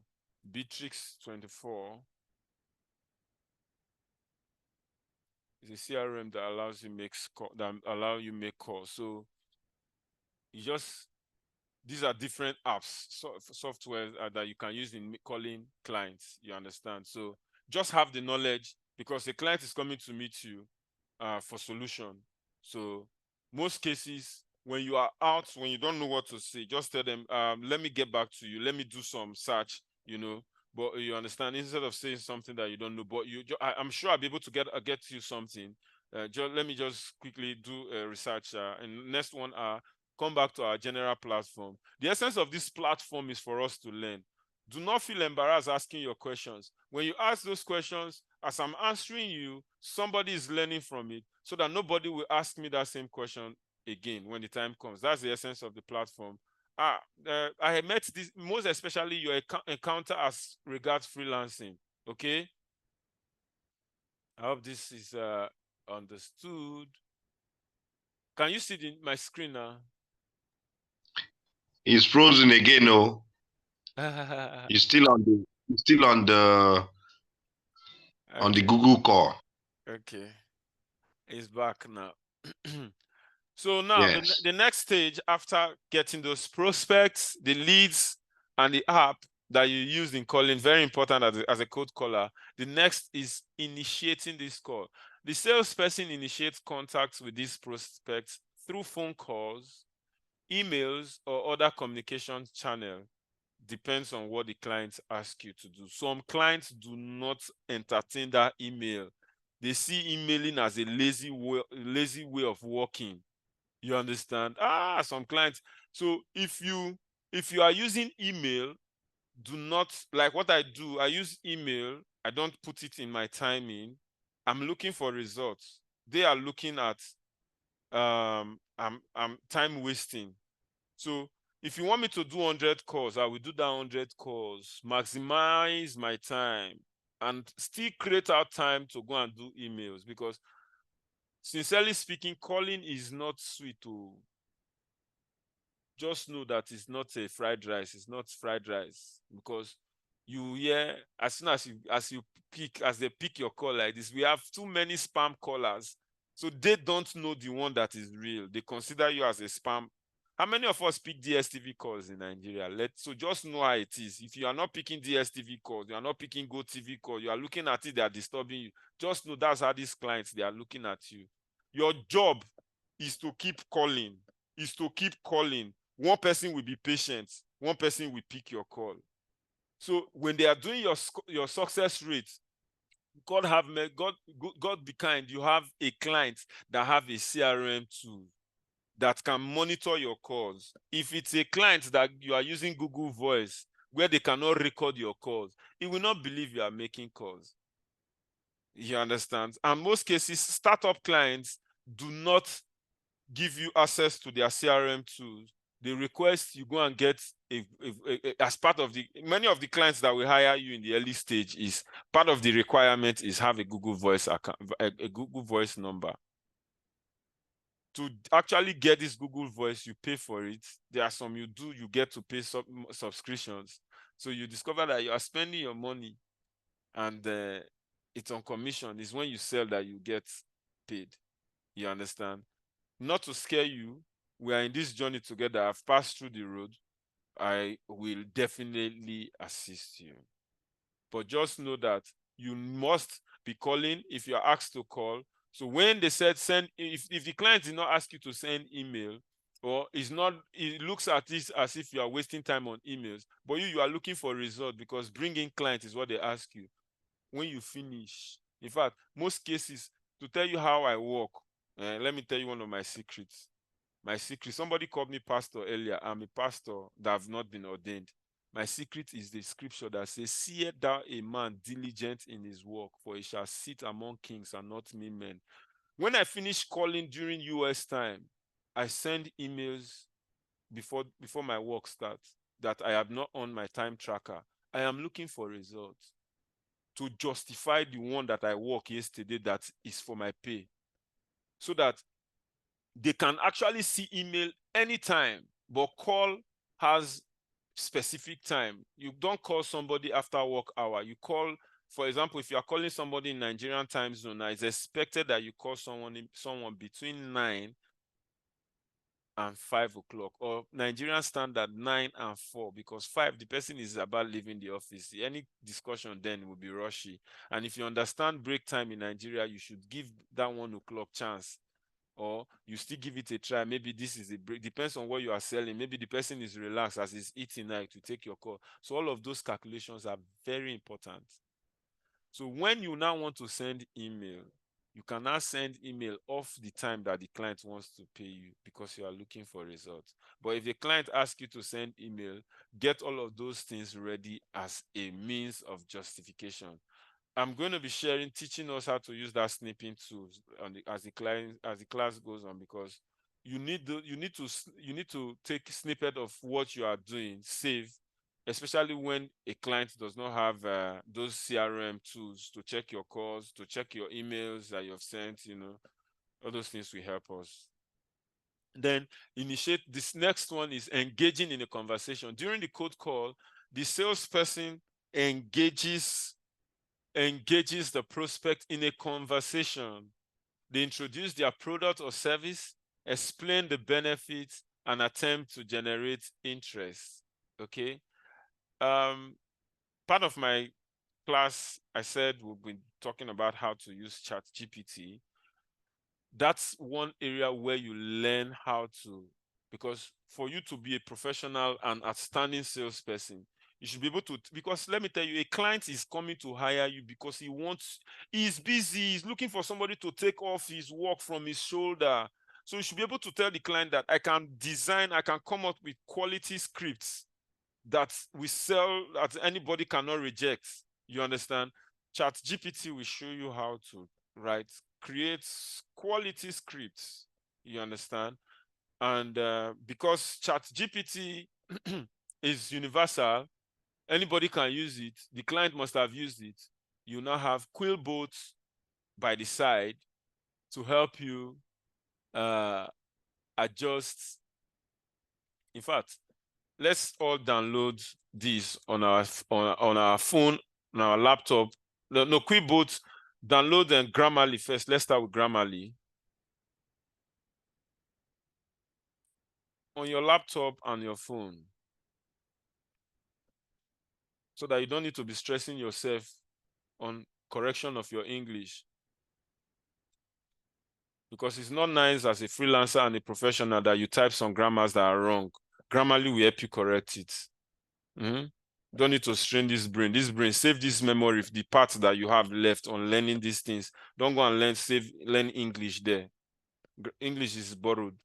Download Grammarly on your laptop or on your phone. It helps you correct your language as you're typing. Then open Quillbots and open Quillbots on a browser. This helps you change copied language. For example, if you copy someone's write-up, you take it to Quillbots, it will help you change the write-up as if you understand. You translate to different write-up entirely, so it don't look as if you copied. You understand? Okay. Then the next is as a code caller, you need to learn how to handle objections. Prospects may express objections, concern, or lack of interest during the call. You, as a code caller, effective code callers are skilled in addressing objections and providing compelling responses to overcome objections. I am not interested. Oh, I understand you're not interested at the moment, but can I get your phone? Can I have an email address so so I could send you an email, and when you're interested, we can still be in touch. If you get angry because he said he's not interested, because especially our Nigerian factor, I beg get out, come out from my phone. If you're not interested, my guy, you will not sell. You will not sell. You have to be. That's why you see the areas I shared with us, that customer care is very, very key. It's the foundation of anything in freelancing, because these people are mad, though. These people, they are mad. They will frustrate you, and they want to bring out your frustration. If you express it, you don't have a space in the freelance industry. Me that is telling you, I still work on myself. Recently, I lost a job because my boss was not talking to me. In fact, my younger brother was telling me, the client try now. You too disturb him. You understand? When I said, imagine this person, you read our conversation and why he lay me off. You too disturb this person. You understand? So what am I saying? Patience. If you send a message, you've not responded, wherever you calm down. It's not wrong for you to give space and do a short reminder, but be very constructive in your reminder. I've told myself anything that I've passed through is because so that I can use it to teach people. The failures, the shortcomings, I wouldn't want you to go through it. It's a painful thing, losing that job. But I told myself, I know I won't trust these people. It's better I lost this job, because first of all, they are paying me outside of Upwork, but the pay was beautiful. Beautiful. But for the fact that we are not working on Upwork, where they have the time tracker that snaps my activity, how will I be able to prove to this person that I am working if we are not communicating? That was the issue. So the same way, your clients that you are dealing with, the person that is hiring you, is the first client, is your first prospect. So if he rejects you, be professional in handling the objection, because the next, like I always write in some of my proposals those days, I handle both internal and external customers. The internal customers are members of my team that I am handling. They report to me their challenges, you understand? So they are my first customers. They are my internal customers. Then the external customers are the clients that are paying us. So also you need to learn how to handle objections of both your internal clients, prospects, and your external prospects. Be ready because objections will come. Okay. Then the next is setting appointment or closing sales. The primary goal of a cold caller can vary. It may be to set up a follow-up meeting or appointment. You see why appointment setting is different from cold calling. A part of cold calling is setting appointment. You understand? A part of cold calling is to set appointment. Why appointment setting? We'll get to that. The primary goal of a cold call can vary. It may be to set a follow-up call, a follow-up meeting or appointment to further discuss what you are offering. So if you are doing cold calling, most cases is either the person has sent you an email before that they are interested in your product and they want to buy. So you are doing that cold call as a follow-up to that email, or like we said earlier on, that it is it's a cold call because you guys do not have any relationship before. You understand? You are telling the person, "Hi, my name is Paul and I'm calling from Enzo Digital World. I would like to speak with the manager because there is this XYZ that we are offering." You understand? Like, okay, let me use the last stuff we did. My name is Paul. Oh, let me get one of my scripts. I like practical. I'm a writer. I write a lot. I keep everything that I'm working with. I have plenty. My books, see how many books that I've used. For you to succeed in this journey, you must have plenty of books. You must have plenty of book. Willie is a witness. I used to come to his place a lot. I want to read one of my scripts for you as a cold caller. Was I fast to destroy that paper?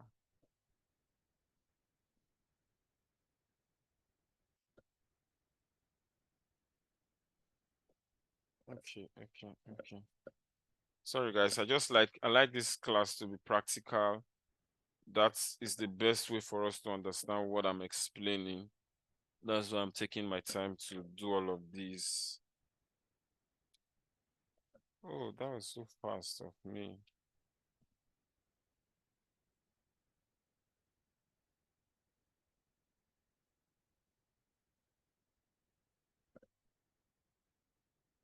I think I angrily destroyed that script because it's a job that laid me off. I didn't want to remember I sent you an email about an extract.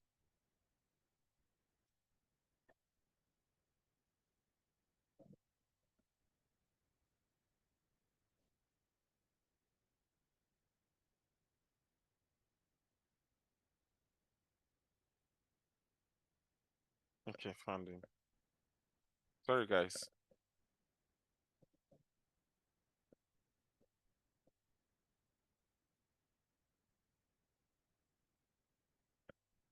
Okay, like this script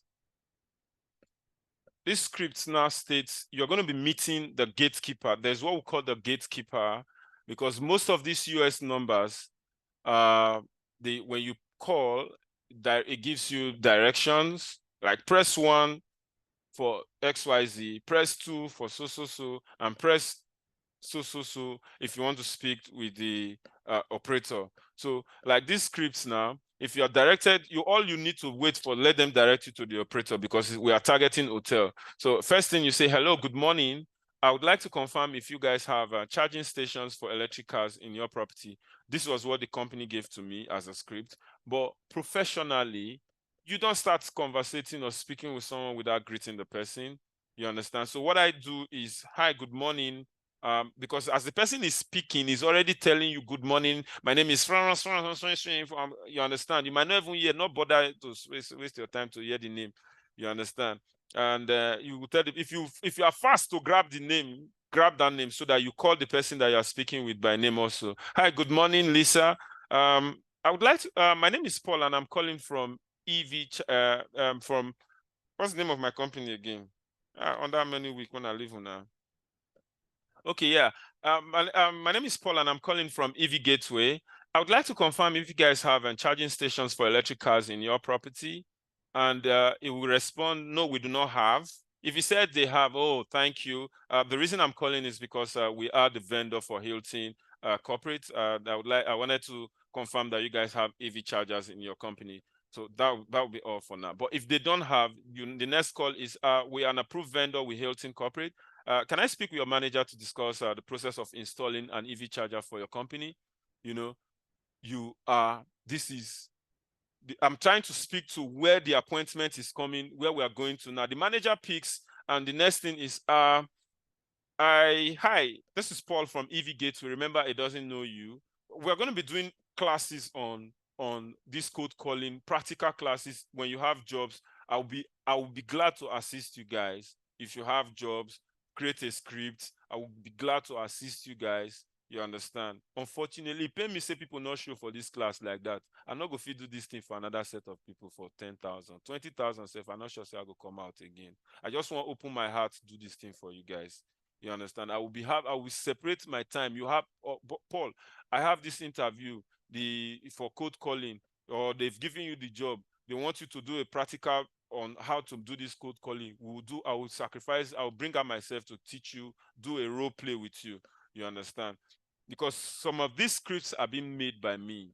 You understand? And I'll show you how to make scripts as well. So now you say, hi, the manager has picked, because the person will now say, hold on, let me transfer you to the manager. When they transfer you, he picks and introduces himself again. If you are fast, pick the name, you know. Hi, this is Paul from EV Gateway. A little introduction now. We are electric vehicle charging network company. I just spoke with your I just spoke with your front desk representative, and I was made to understand that you guys do not have electric charging stations in your property. The reason I'm calling is because we are the representative of the property representative and the vendor in charge of installing EV chargers for your property. Would you be interested in having one in your property? You know, then it will say yes. Most of them, because everybody is looking for it right now in the US. You said yes. Because I am not to sell yet.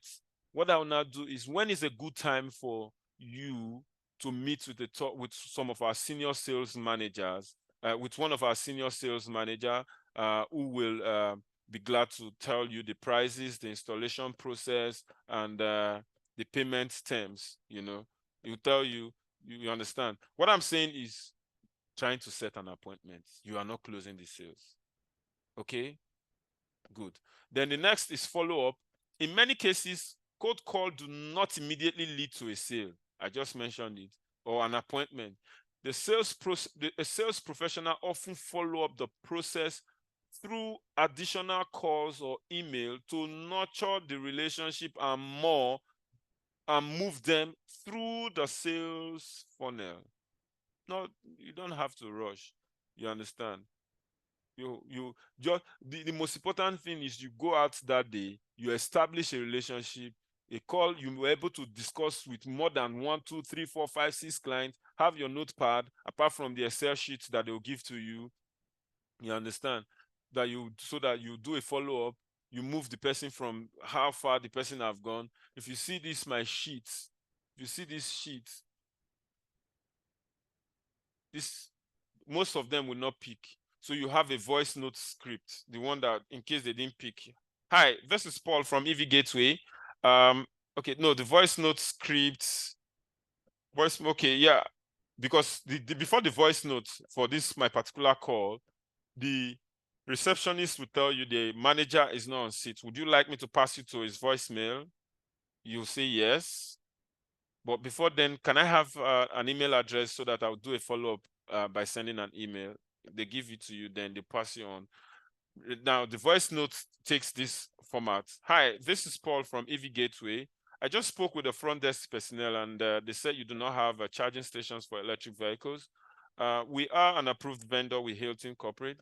I would like to know when is a good time for us to discuss the possibility of installing one for your property.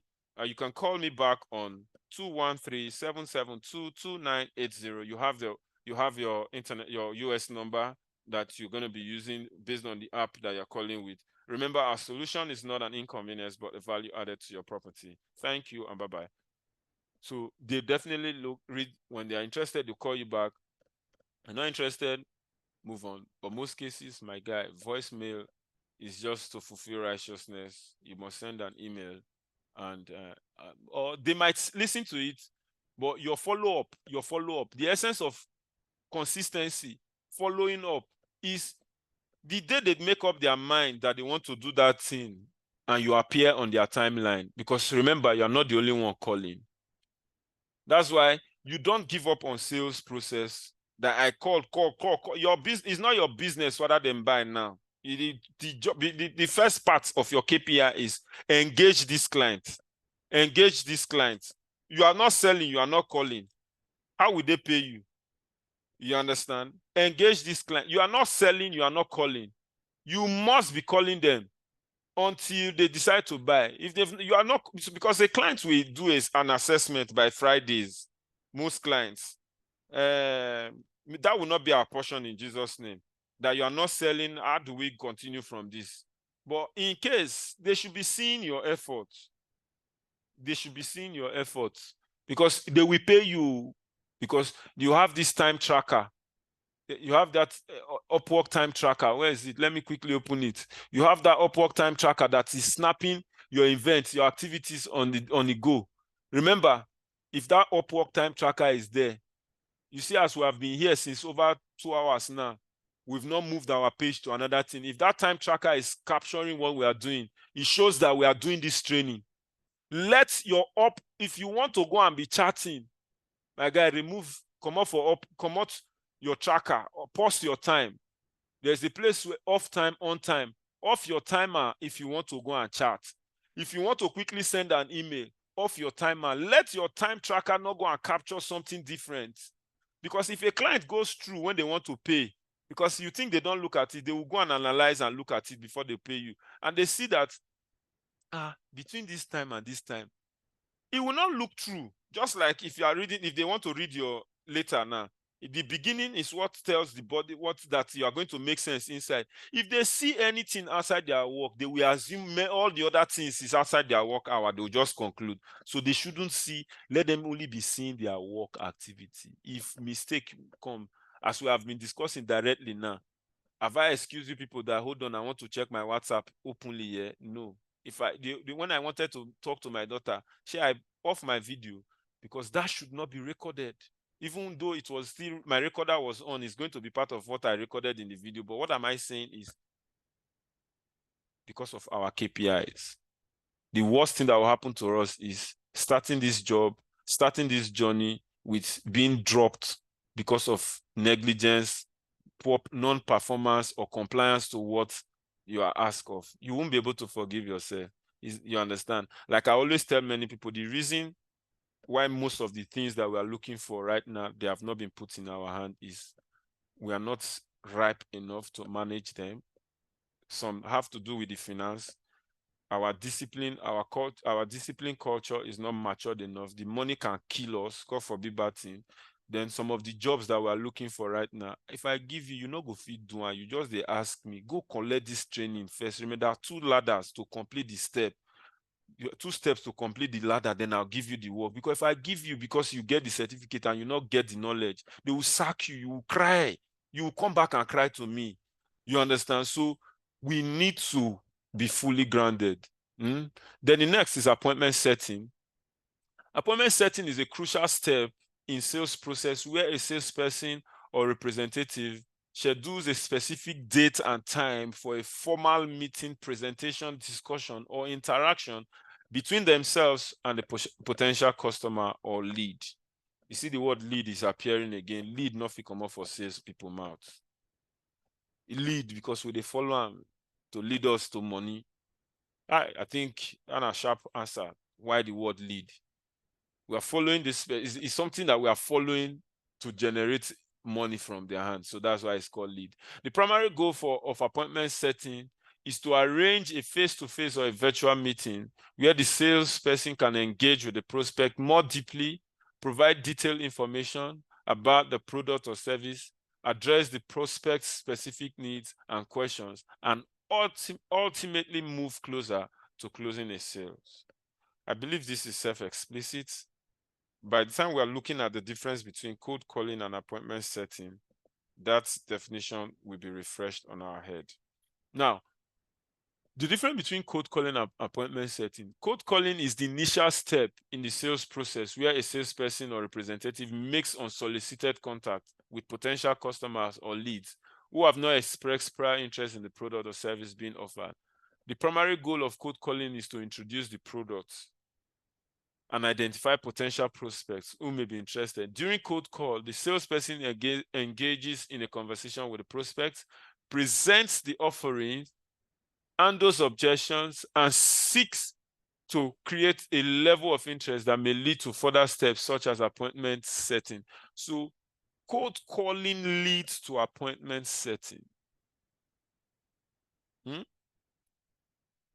Cold calling can be conducted via phone, email, in-person visit, or other communication channel. Let's see what they said appointment setting is now. Appointment setting is a specific outcome or objective within the sales process that often follows a successful cold call. Appointment settings, cold call leads to appointment settings, while appointment setting is from a successful cold call. You understand? The purpose of appointment setting now is to schedule a formal meeting, presentation, or discussion between salesperson and prospects. The same thing with cold calling, but the outcome of a cold call is appointment setting. You understand? Then, during the appointment, the salesperson has the opportunity to provide more detailed information about the product or services, address the prospect's specific needs and questions, and ideally move closer to closing a sale. Appointment setting requires arranging a specific date, time for the meeting, and ensure that both the salesperson and the prospects are available and prepared. You know, as an appointment setter, you don't set an appointment for yourself, but most cases it's possible because what you want to present is more elaborate, is very big, it's too elaborate to discuss as you are making that call. You understand? But most cases, if someone is hiring you as an appointment setter, they have the sales closer.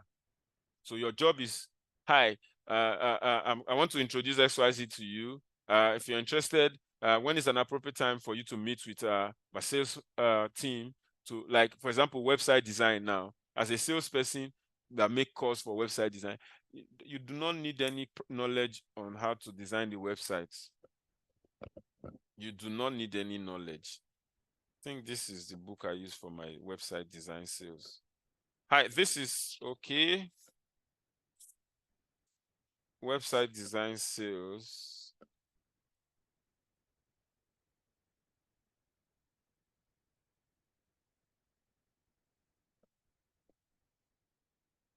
Your job is to set the appointment. Let me not bore you guys. Let me just continue. But as an appointment setter, your job is not to close the sales. Do not attempt to close the sales.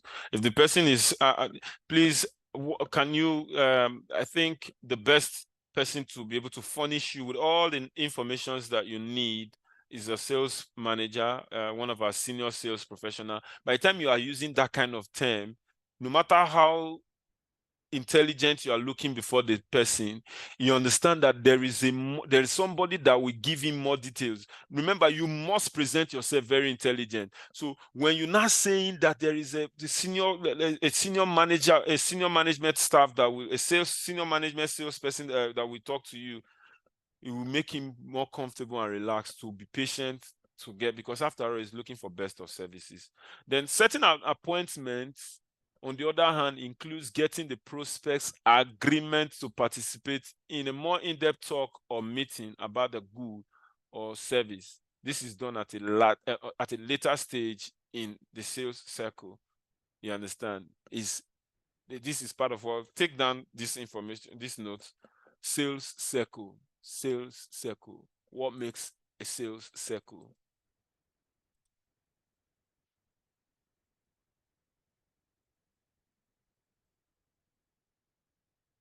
what makes a sales circle. Depends on the company, you won't get the direct answer. If you want to find out what makes some of the questions, some interviews now or proposal that you see, maybe it depends on the company, they will tell you, write what makes a complete sales, what's your plan for a complete sales circle for them. So if you want to search this, why I'm saying this now, we should be open to doing some researches. We should now start learning how to do researches, So what makes a complete circle for a website, for a web design sales? What makes a complete circle for an education company? You can link it to what your area, your field, so that you start what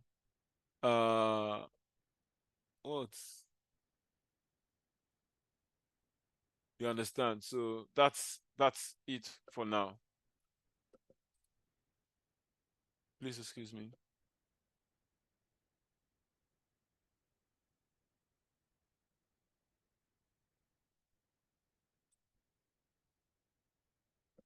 Okay, I'm sure I've been able to explain what appointment setting and cold calling is.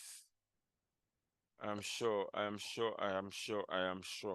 Remember, you cannot learn everything because your memory cannot take everything. There are some of the things that you just have to have glanced through. You learn them on the go. But if you want to take appointment setting or cold calling, which is a very rampant job on Upwork, do some further research. What an excellent appointment setter, who is an excellent appointment setter, the do's and don'ts of appointment setting, who is an excellent cold caller, the do's and don'ts of cold calling. Then watch YouTube videos on cold calling and appointment setting.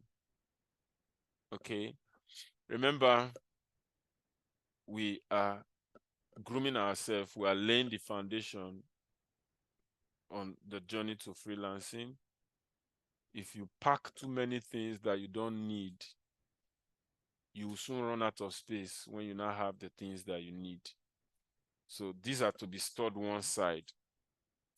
It is only when you are ready to take up cold calling and appointment setting as a job that you have to come back to some of all these things. That's why they are not going to be, they are not attached in this class. Let's quickly run through customer service before we close for the day. Remember, you have the right to tell me, today's zone is okay, but I'm trying to see that we'll complete this thing before the end of the month.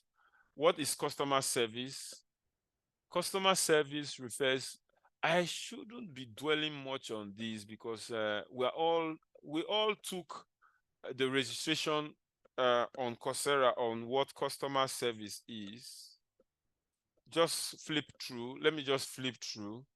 I'm still waiting let me quickly get feedback from the chat section. If you have not registered for courses on Coursera, please indicate on the chat section.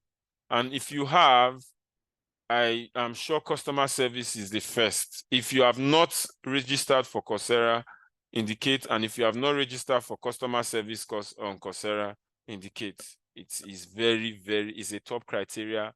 Is a top criteria, irrespective of the course, the area that we want to work in in Upwork. Customer service refers to the range of activities and support provided by a business, organization, or freelancer to assist and satisfy its customers' needs and expectations. So you see why you need customer service training. Your first customer is the client that you are applying job to, that you are writing your proposal to.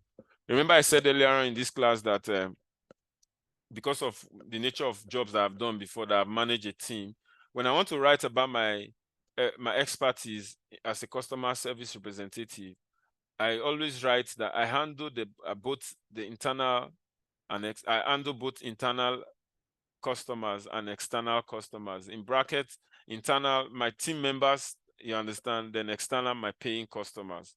So for the fact that you are going to be writing proposal, You are going to be dealing with a client. Your first customer is that client. So you need to know how to handle that client. That is why you need the training, customer service training. It involves interactions and communications between the company and its customer with the primary aim of delivering a positive and enjoyable customer experience. The following are duties of customer service representative. Their duties include assistance and support. A customer service team or representative, they are responsible for assisting customers with their inquiries, concerns, or issues. This may involve answering questions, providing information, troubleshooting problems, and offering solutions. There's one very, very nice course on Coursera. I'm not seeing feedback. I want to believe everybody have registered for Coursera, which I know not everybody have, because I'm not seeing the chat that I have not, unless maybe they are sending it to me on the WhatsApp platform. But on this chat here, I am not seeing a feedback on I have registered or I've not registered on Coursera. And if you have registered and you have not done customer service representative, let me know as well. You know, there's one course I want to talk about is a fundamental of information technology, but it has mathematics. It's a very, very good course in terms of these. Yes, Lizzie, I know you have. I'm waiting for those that have not. I want to assume everybody have. Thank you. Congratulations. Then problems resolution is part of the duties of a customer service. When customer encounter problems or challenges related to product or services, customer service representative work to find solutions and resolve issues effectively and efficiently and effectively. Very, very key. Efficiently and effectively. Then communication, this is also a duty. Effective communication is a cornerstone of a customer service. You must be timely. Your response. How many of us have sent me a message before and I didn't respond? I know you say it's my responsibility. I owe you that. I'm always online and we should learn to be online as well. If we are busy, refresh your data, because somebody might need something from you immediately and you are not available to get it, to respond to the person. Or somebody wants to offer you, give you an offer, and you're not available to get it. I had to apply for customer service, but I have done IT support fundamentals. Okay. Anthony, I would like you to take that customer service. It's very key. It's very good for, it's very, very, very, very good for you. Okay, Comfort, you have not done the registration, the course register for courses. I will guide you after this class. I will do it on our WhatsApp platform again so that those that haven't, for a refresher. And then another thing, if you're in a platform, I want to teach you this now. Let me open my WhatsApp. Can you guys see my screen? Yes, on the chat section. If you are in a platform, this is what you do. This is what you do. If you see a message like this, our meeting, this link for our meeting, I rebroadcasted today again. What you do, you click on this area, you start the message. You don't look for message. How many of us know how to start message? If you know wahala. If you don't know, this is how you do it. So when you're looking for something very important, you come to the group chat like this from the up side. You come here, the chat like this. You come to start message and you see those things that are important for you. Instead of flipping through the charts and be searching and searching, you see, these are some of the things that I have started myself, even when I'm the one that posted it. So also, I would like you guys, I told you it's a class, it's a school. Those things that you don't know that you think are not relevant, I told you part of the things that you'll be learning here is not only for your freelance journey, but also your everyday life. So when I drop some important messages, as soon as you see it and you are busy as at that time, you cannot go attend to it, you quickly start the message. When you are done, you come back to the group info message, the chat info from the top. You click on it and you go to start the message, and you see those things that you start, that you understand, and you start using them. Another area for duties of customer care is product knowledge. I'll apply after the class. Okay. Another area for it is product knowledge. The customer service representative are expected to have an in-depth knowledge of the company's product or services. They should be able to provide detailed information and guidance to customers. So the first thing you do as a customer service when you are employed, or in fact, you start telling the client when you're applying for the job that, please, can you please share with me your website so that I could have a better understanding and picture of what your products and services are. When you write that in your proposal, it tells the client, this person is serious, this one is ready. You understand the first step to know. Because you cannot sell what you don't have a knowledge of. You understand?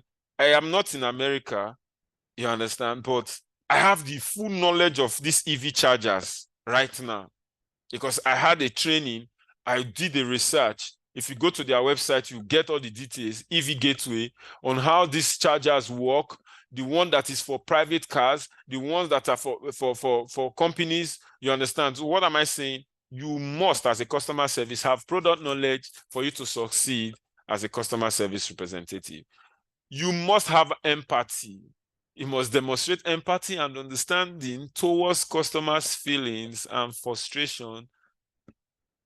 You understand, as a customer service, this helps build rapport. A customer is speaking. That's why you must take those courses. There are some things, if it is a video call, there's a way you'll be nodding your head.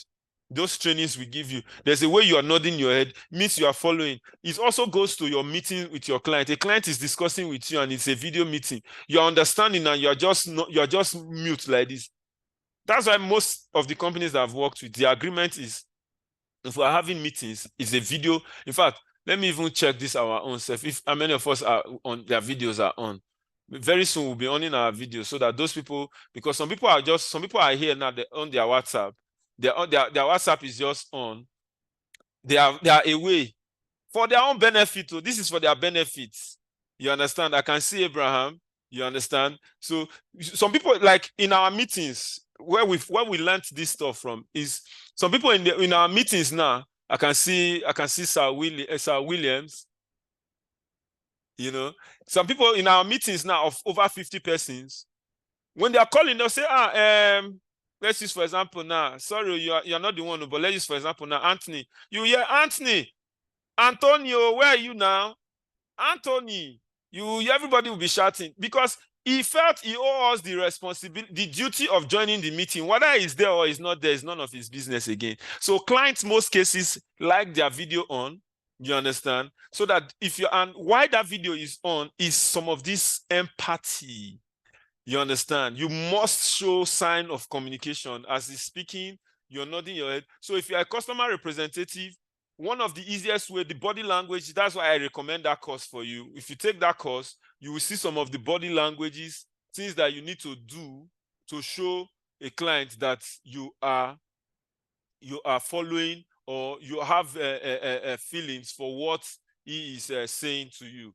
Also, accessibility. Customers should have easy access to customer service channel, whether through phone, email, live chat, social media, or in-person interaction. I've said it. If your village people want to relay you, there are ways you can block them. You are on Upwork. You should have it on your laptop, very important, and have it on your phone. Because a client will send you an invite. You get the notification once on your phone. You want to tell me your SMS alert is not, notification is not working. If you receive money, how will you know? Even without opening the message, as you drag it from up like this, you are seeing almost 20,000, 200,000. The same way, if you can celebrate your 200,000 on the go, celebrate your job invitation on the go, celebrate your customers' issues on the go. This customer just sent, you need an issue. I need to reply him. No. You look for the nearest quiet place to respond to the person. Very important. So you must be accessible as a customer service representative. All of these are in that training, but you are reading it is different from the passion I'm using to explain it. Then timeliness, which is also that accessible, and your quick response. You must have quick response time and timely resolution to issues. One thing is to respond timely, and anything that has to do with query, be able to be quick to resolving the person's issue. If you have not, respond. Sorry, we are still working on it. I'm sure within 24 hours we should be done. Before the 24 hours, still give a feedback. The person understand that, oh, we are talking. There's communication. It's very important. Then personalization.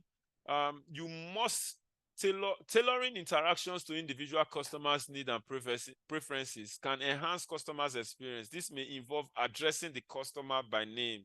This is one of very important area when it comes to writing proposal. If you write in a proposal when you're applying for a job, when the client sees, hey, Paul, it is in Nigeria, we are looking for, hey, Mr. Paul. No, that client he wants his name direct. Hey, Paul. Hi, Paul. Hello, Paul. You understand? And once you know them by name, if you are dealing with Lisa, you're saying, hi, Lizzie. Or if you're dealing with Lizzie, hi, Lizzie. I've received your complaint. Apologies for whatever inconvenience this have caused you. We understand ChatGPT has helped us program speech. By the time you are not calling name, he feels you are playing a script to him or her. But when you customize, when you call the person by name, there is a sense of belonging. There's a sense of feelings that they are following, they are taking care of my issues. Okay?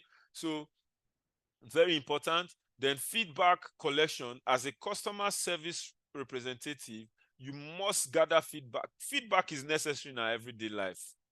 That's why if we can do without mirror, then we can do without feedback. You must know, you must collect feedback from the customer. You resolve someone's issue. You're not checking on the person to find out if that thing is permanent. You're not calling the customer to know if what he requested, what the information you gave to him or her has helped him. It's wrong. You can't, don't forget, every business, whether you're a customer service, is to drive sales. You understand? So a good customer service increases the revenue of a business. And that is the wire, the blood flow, the wire house, the powerhouse where they pay you that $5, $10, $15, $20, $30 per hour. Don't say, I'm not a salesperson. You are lying.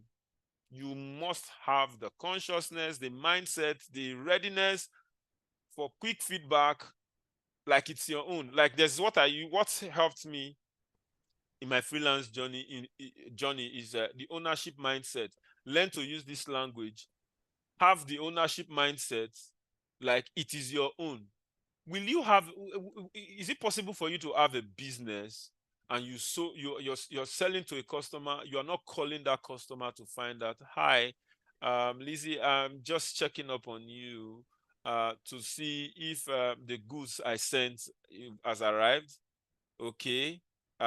Was it your expectation? I hope you enjoyed it. If it's consumable, I hope you are enjoying it, if you understand. Because you can't call the person after 6 months to tell him you have new product again when you did not do a follow-up or get a feedback from the person earlier on.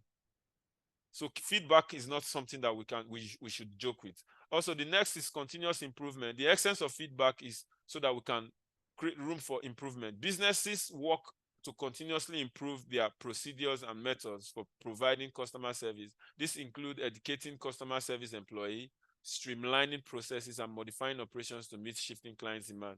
You must strive for improvement. That's why you hear wise people say that I'm not trying to beat anybody's record, but I'm trying to beat my previous record.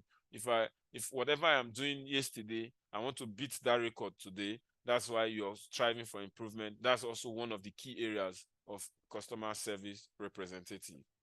Then the next section is benefits of customer care services. Customer satisfaction is the topmost priority. Customers are received customers that receive excellent customer services are happy and devoted and are more inclined to patronize the company again and after and refer it to others.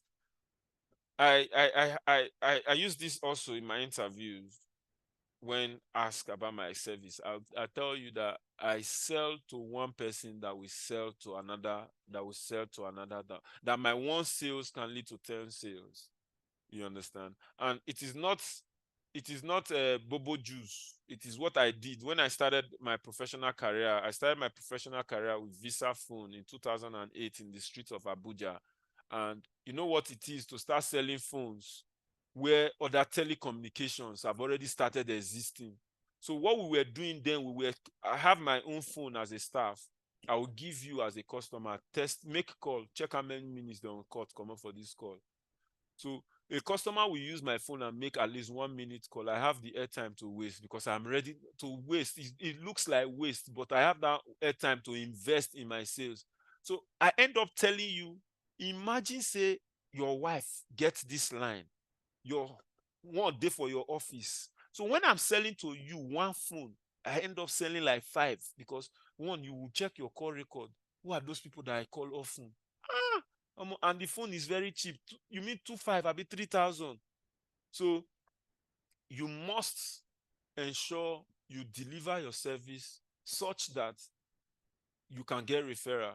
That will make your sales job or your customer service job easy. If people are getting referrals as a result of your customer service, I bet you are good to become a customer service manager, or you are due for a pay rise from your boss.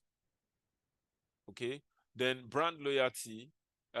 Positive client interaction promotes brand loyalty and trust, which may result in lifelong client connection. Customer retention. This is very key. You must have the mindset of retaining your customers. One thing is to sell. Do not feel, after all, don't pocket in money. Our business don't finish. All of this is going to be needed in our area, in our WhatsApp sales. So do not take that customer care training lightly. Do not, and then very importantly, the certification, remember, is not to post on social media. It's not to post on social media that I have customer service certification on Coursera or Google has certified me. It follow, but let your primary aim be to acquire knowledge. Whatever you learn cannot be taken away from you, because part of the reason why I'm pushing for the certification, actually, the first part is we want to pad it to your portfolio. But as much as we are going to be putting it on the portfolio, it is very important that we understand that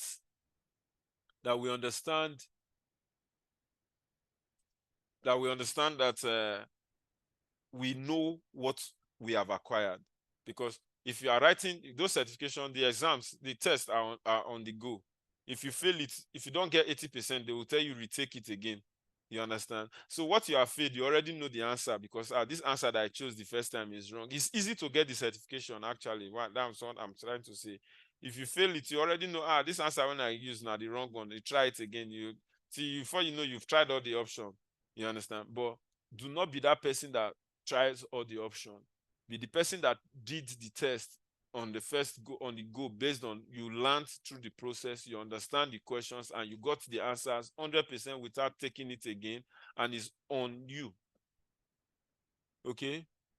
Then word of mouth marketing. Happy customers are more likely to pass along favorable suggestions, which can draw in new clients. Okay. Problem prevention. Customer support staff can spot problems early and take action, preventing bigger issues. Customer service is a very broad topic, but very sweet, because as you are learning, as you are reading it, you discover, almost, so I don't know these things since. You discover that some of your approach, I'm sorry, sir, you understand, some of those terms are not professional. They are not the key. They are not the right words to use as a professional customer service representative. You need to go and get those things. Then customers' expectation. These are what customers are expecting from you. Actually, quality product or services. If you are providing products, your product should be quality. Like our people will say that you do anything you buy online is different from what you see live. You know, do not be that kind of people. That do not be that customer service representative that they have that notion about you that what they purchase online is not what they will receive. And also expectations from customers is for you to be consistent. In fact, freelancing in general is the name of the game is consistency. Until you shoot your goal, until you score that goal, and even after you score that goal, Messi has collected Ballon d'Or. How many years? You think he's collecting is because he's going? It is consistency that is making it. For at how many years? 23 and 36. It's consistency. The thing that gave him that mark. You are looking for. You are starting your journey now. You are doing researches and all of that. You get one job now. You relax. You fall. Whatever that is, all the process you are putting in now is what you will still keep putting even after getting a job. You must keep in, you must show up, you must be consistent, you must research, your phone must be close to you for alerts and all of that, for emails and all of that. So you must be consistent to maintain the standard. That's what customers are expecting from you. You must timeliness, transparency, effective communication, accessibility, personalizations, fairness and respect, problem resolution, value-added service, security and privacy, ease of return and refunds, availability of reviews and ratings. All of these are what quality customers are expecting from you. I think we'll draw the curtain here. Okay, we'll draw the curtains here for today. I am sure we have all learned something. I am sure we have all learned something.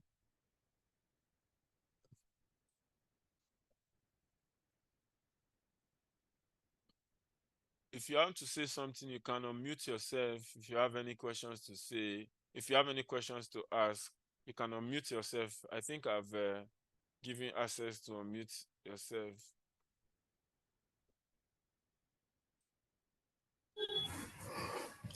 Please, I have a question. I don't Okay, know if good. I can go on. Okay, go on, shoot. I just want to ask, how many courses can one apply for on Coursera? The truth is, they're infinite, but I advise you take like 3 as a goal. So you complete those ones so that it don't become an abuse. But if you're a very heavy, fast reader, for accomplishing sake, you understand. Don't forget 2 things. You get the certification, understand the knowledge, and get the knowledge as well. Both very key. You understand? So as much as you can, as related to what you are doing. You might finish taking Coursera today and you're already having jobs, and you discover that, I want to face this line. I want to add these skills, join my skills. You come back and apply for a course on Coursera. Okay. Any other questions, please? Okay, sir. Hi, sir.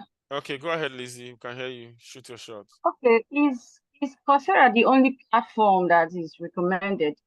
Because you have been saying Coursera only. Yes, there are Udemy, but like some of those courses, like I like my training now. I will not take you to freelancer.com. That platform, you apply for jobs free, but Upwork you pay. But it's an abuse too. You understand? Coursera is the only area where I know with the aid of with financial aid that you do course that you have to pay $60 something, $40 something. I don't know the shortcut to those other sites. And those other sites might have short courses, not long courses that you can do for you understand, degree certifications. You know, most of the courses on Coursera, there are universities that are giving you those certifications. Like some of the I got a course from University of Google certified me one. One Nottingham University certified me one. You understand? So these are courses. Yes, you said Udemy are quite affordable. I'm telling you what you would do without spending money. Coursera is not affordable; it's free. What I'm showing you on Coursera. If Udemy is affordable, meaning you will spend small money. Don't forget, we are coming like somebody. We are minimizing our courses. Our cost, rather, we don't want to spend anything. That is what we are doing. The only area you want to spend is you have paid for this class. After your class, after this training, you have 150 connects that I hope will not exhaust before you get a job and you start earning. Simple. So if you can navigate your way through the other areas, the courses that you are taking here, like the line I'm dealing on, that I'm teaching, those courses they are available. But if you want to go to those areas, yes, you are free to go to those areas. Any other questions? I don't think Upwork they give 150 connect anymore because I just opened my Upwork account and it's 50 connects. Like it's not up to 150 anymore. When did you complete your profile registration? Actually, my profile registration is 70%. So it's not up to 100 yet. They would try that. They showed you this thing. If you complete your 100% profile completion, it's 150 connects. Justice. Really? Are you here? Okay. I'm here.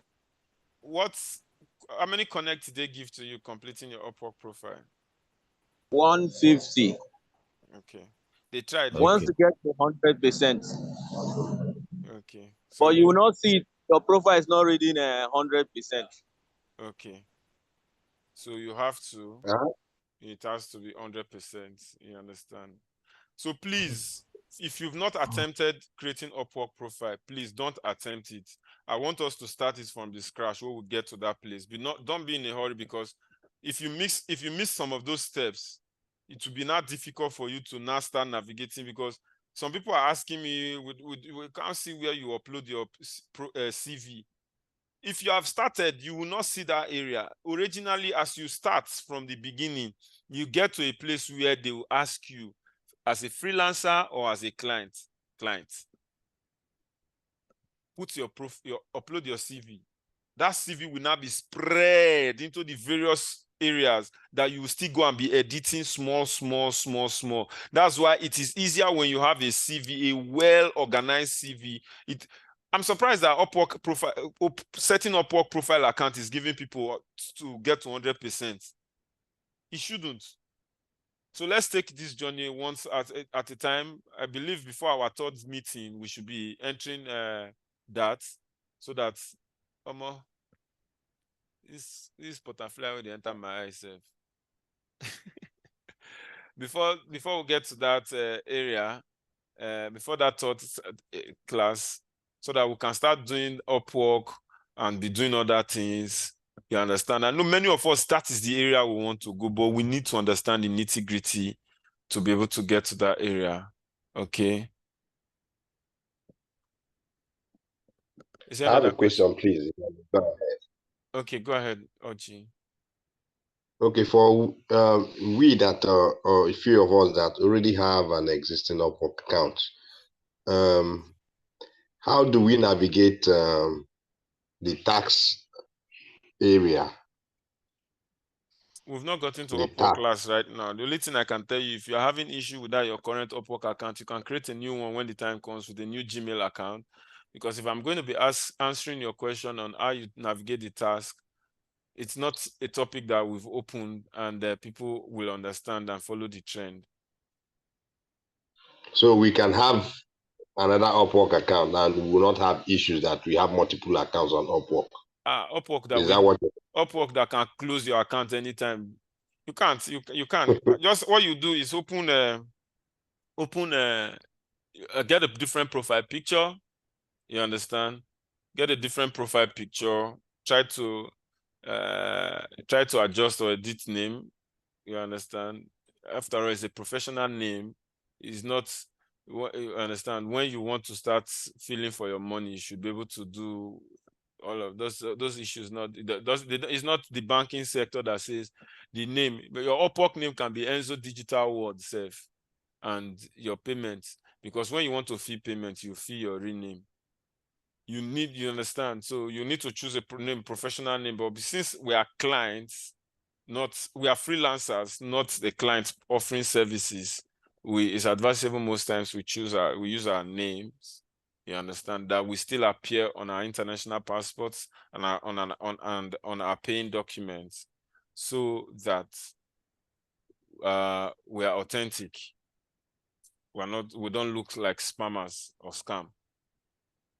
Okay, so for now, we're not going to be looking at how to navigate the task.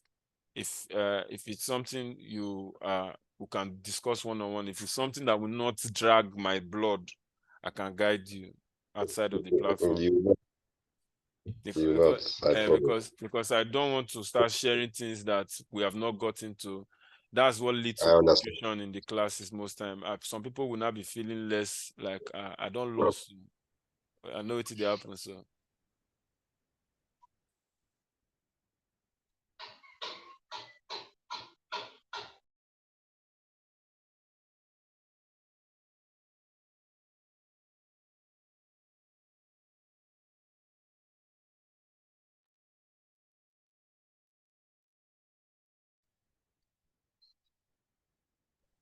We can't hear you. It's because I don't want you to hear me. I'm waiting for you guys now. Any questions, feedback?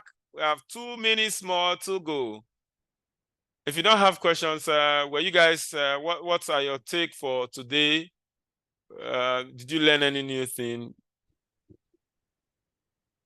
The class was awesome. Thank you, Mr. Williams. Thank you, Mr. I Williams. was commended. It's very thick, oh. Too many things at once. It's even better we stop here. Take it more slowly. Yes, that's the plan. That's the plan. The plan is, like I said, not only what will help us in freelancing, but on our everyday career, So as I'm touching areas, I remember the things. I will not say it's not part of the class. I will not share it, because you should be able to say, as meeting with Enzo Digital, Paul, I learned XYZ. I promise, by God's grace, I'm praying. Coincidentally, with the entire Shiloh, una get luck. Una be my prayer point for Shiloh. Una must get work. Una not worry. Amen. Una must get work. No worry. Amen. The only thing is, I can guarantee anybody that is following me to the latter. I cannot guarantee if you are not following me. I have network issues. You are not part of me. You understand? So those that will follow the steps, I can guarantee. I know it all is not part of this. Just submit yourself, because even me self, as now 30 years old girl teach me this thing. 30-year-old. When you celebrate, if at the chat time, I not even they call her by name, I see they call her boss lady. Because even when I know she don't tell us her age, she did 31 years this year, 31 this year. As her last year was 30 years. Now age we want chop for you. I've been waiting the person give us. So what I'm saying is, let's just follow to the latter. I see us, nothing will stop us. Work full everywhere now. That will be all for today. We'll continue from our platform. We still have the opportunity of people joining our class. So those your friends, one of the challenges that almost made me want to refund you people's money is my relatives. When I use the word my close friends are telling me, Paul, make I just join this class. I'll give you the money later. We're very wicked of us. 10,000 naira, small 10,000. It is well, Mr. Paul. It is well. Well, thank you for everything. So people still have opportunity to join, since we've not gotten to Upwork, and since we have videos. Tell your friends, you understand. So I'll see you guys on Tuesday. Have a great weekend. We are still talking on our platform. Questions are acceptable on the platform. If it's something that we are still on, I will respond to it so that others will see it as well. Remember to star messages that are important, so that you can also easily refer back to them in case you have the need for them. Okay. Have a nice weekend, guys. I love you All right, guys. thank you, Mr. Paul. Thank you so much. Thank you, Thank you, guys. sir. Thank you very much. I love you Thank you. guys. I love you Thank you. too. Bye. Bye.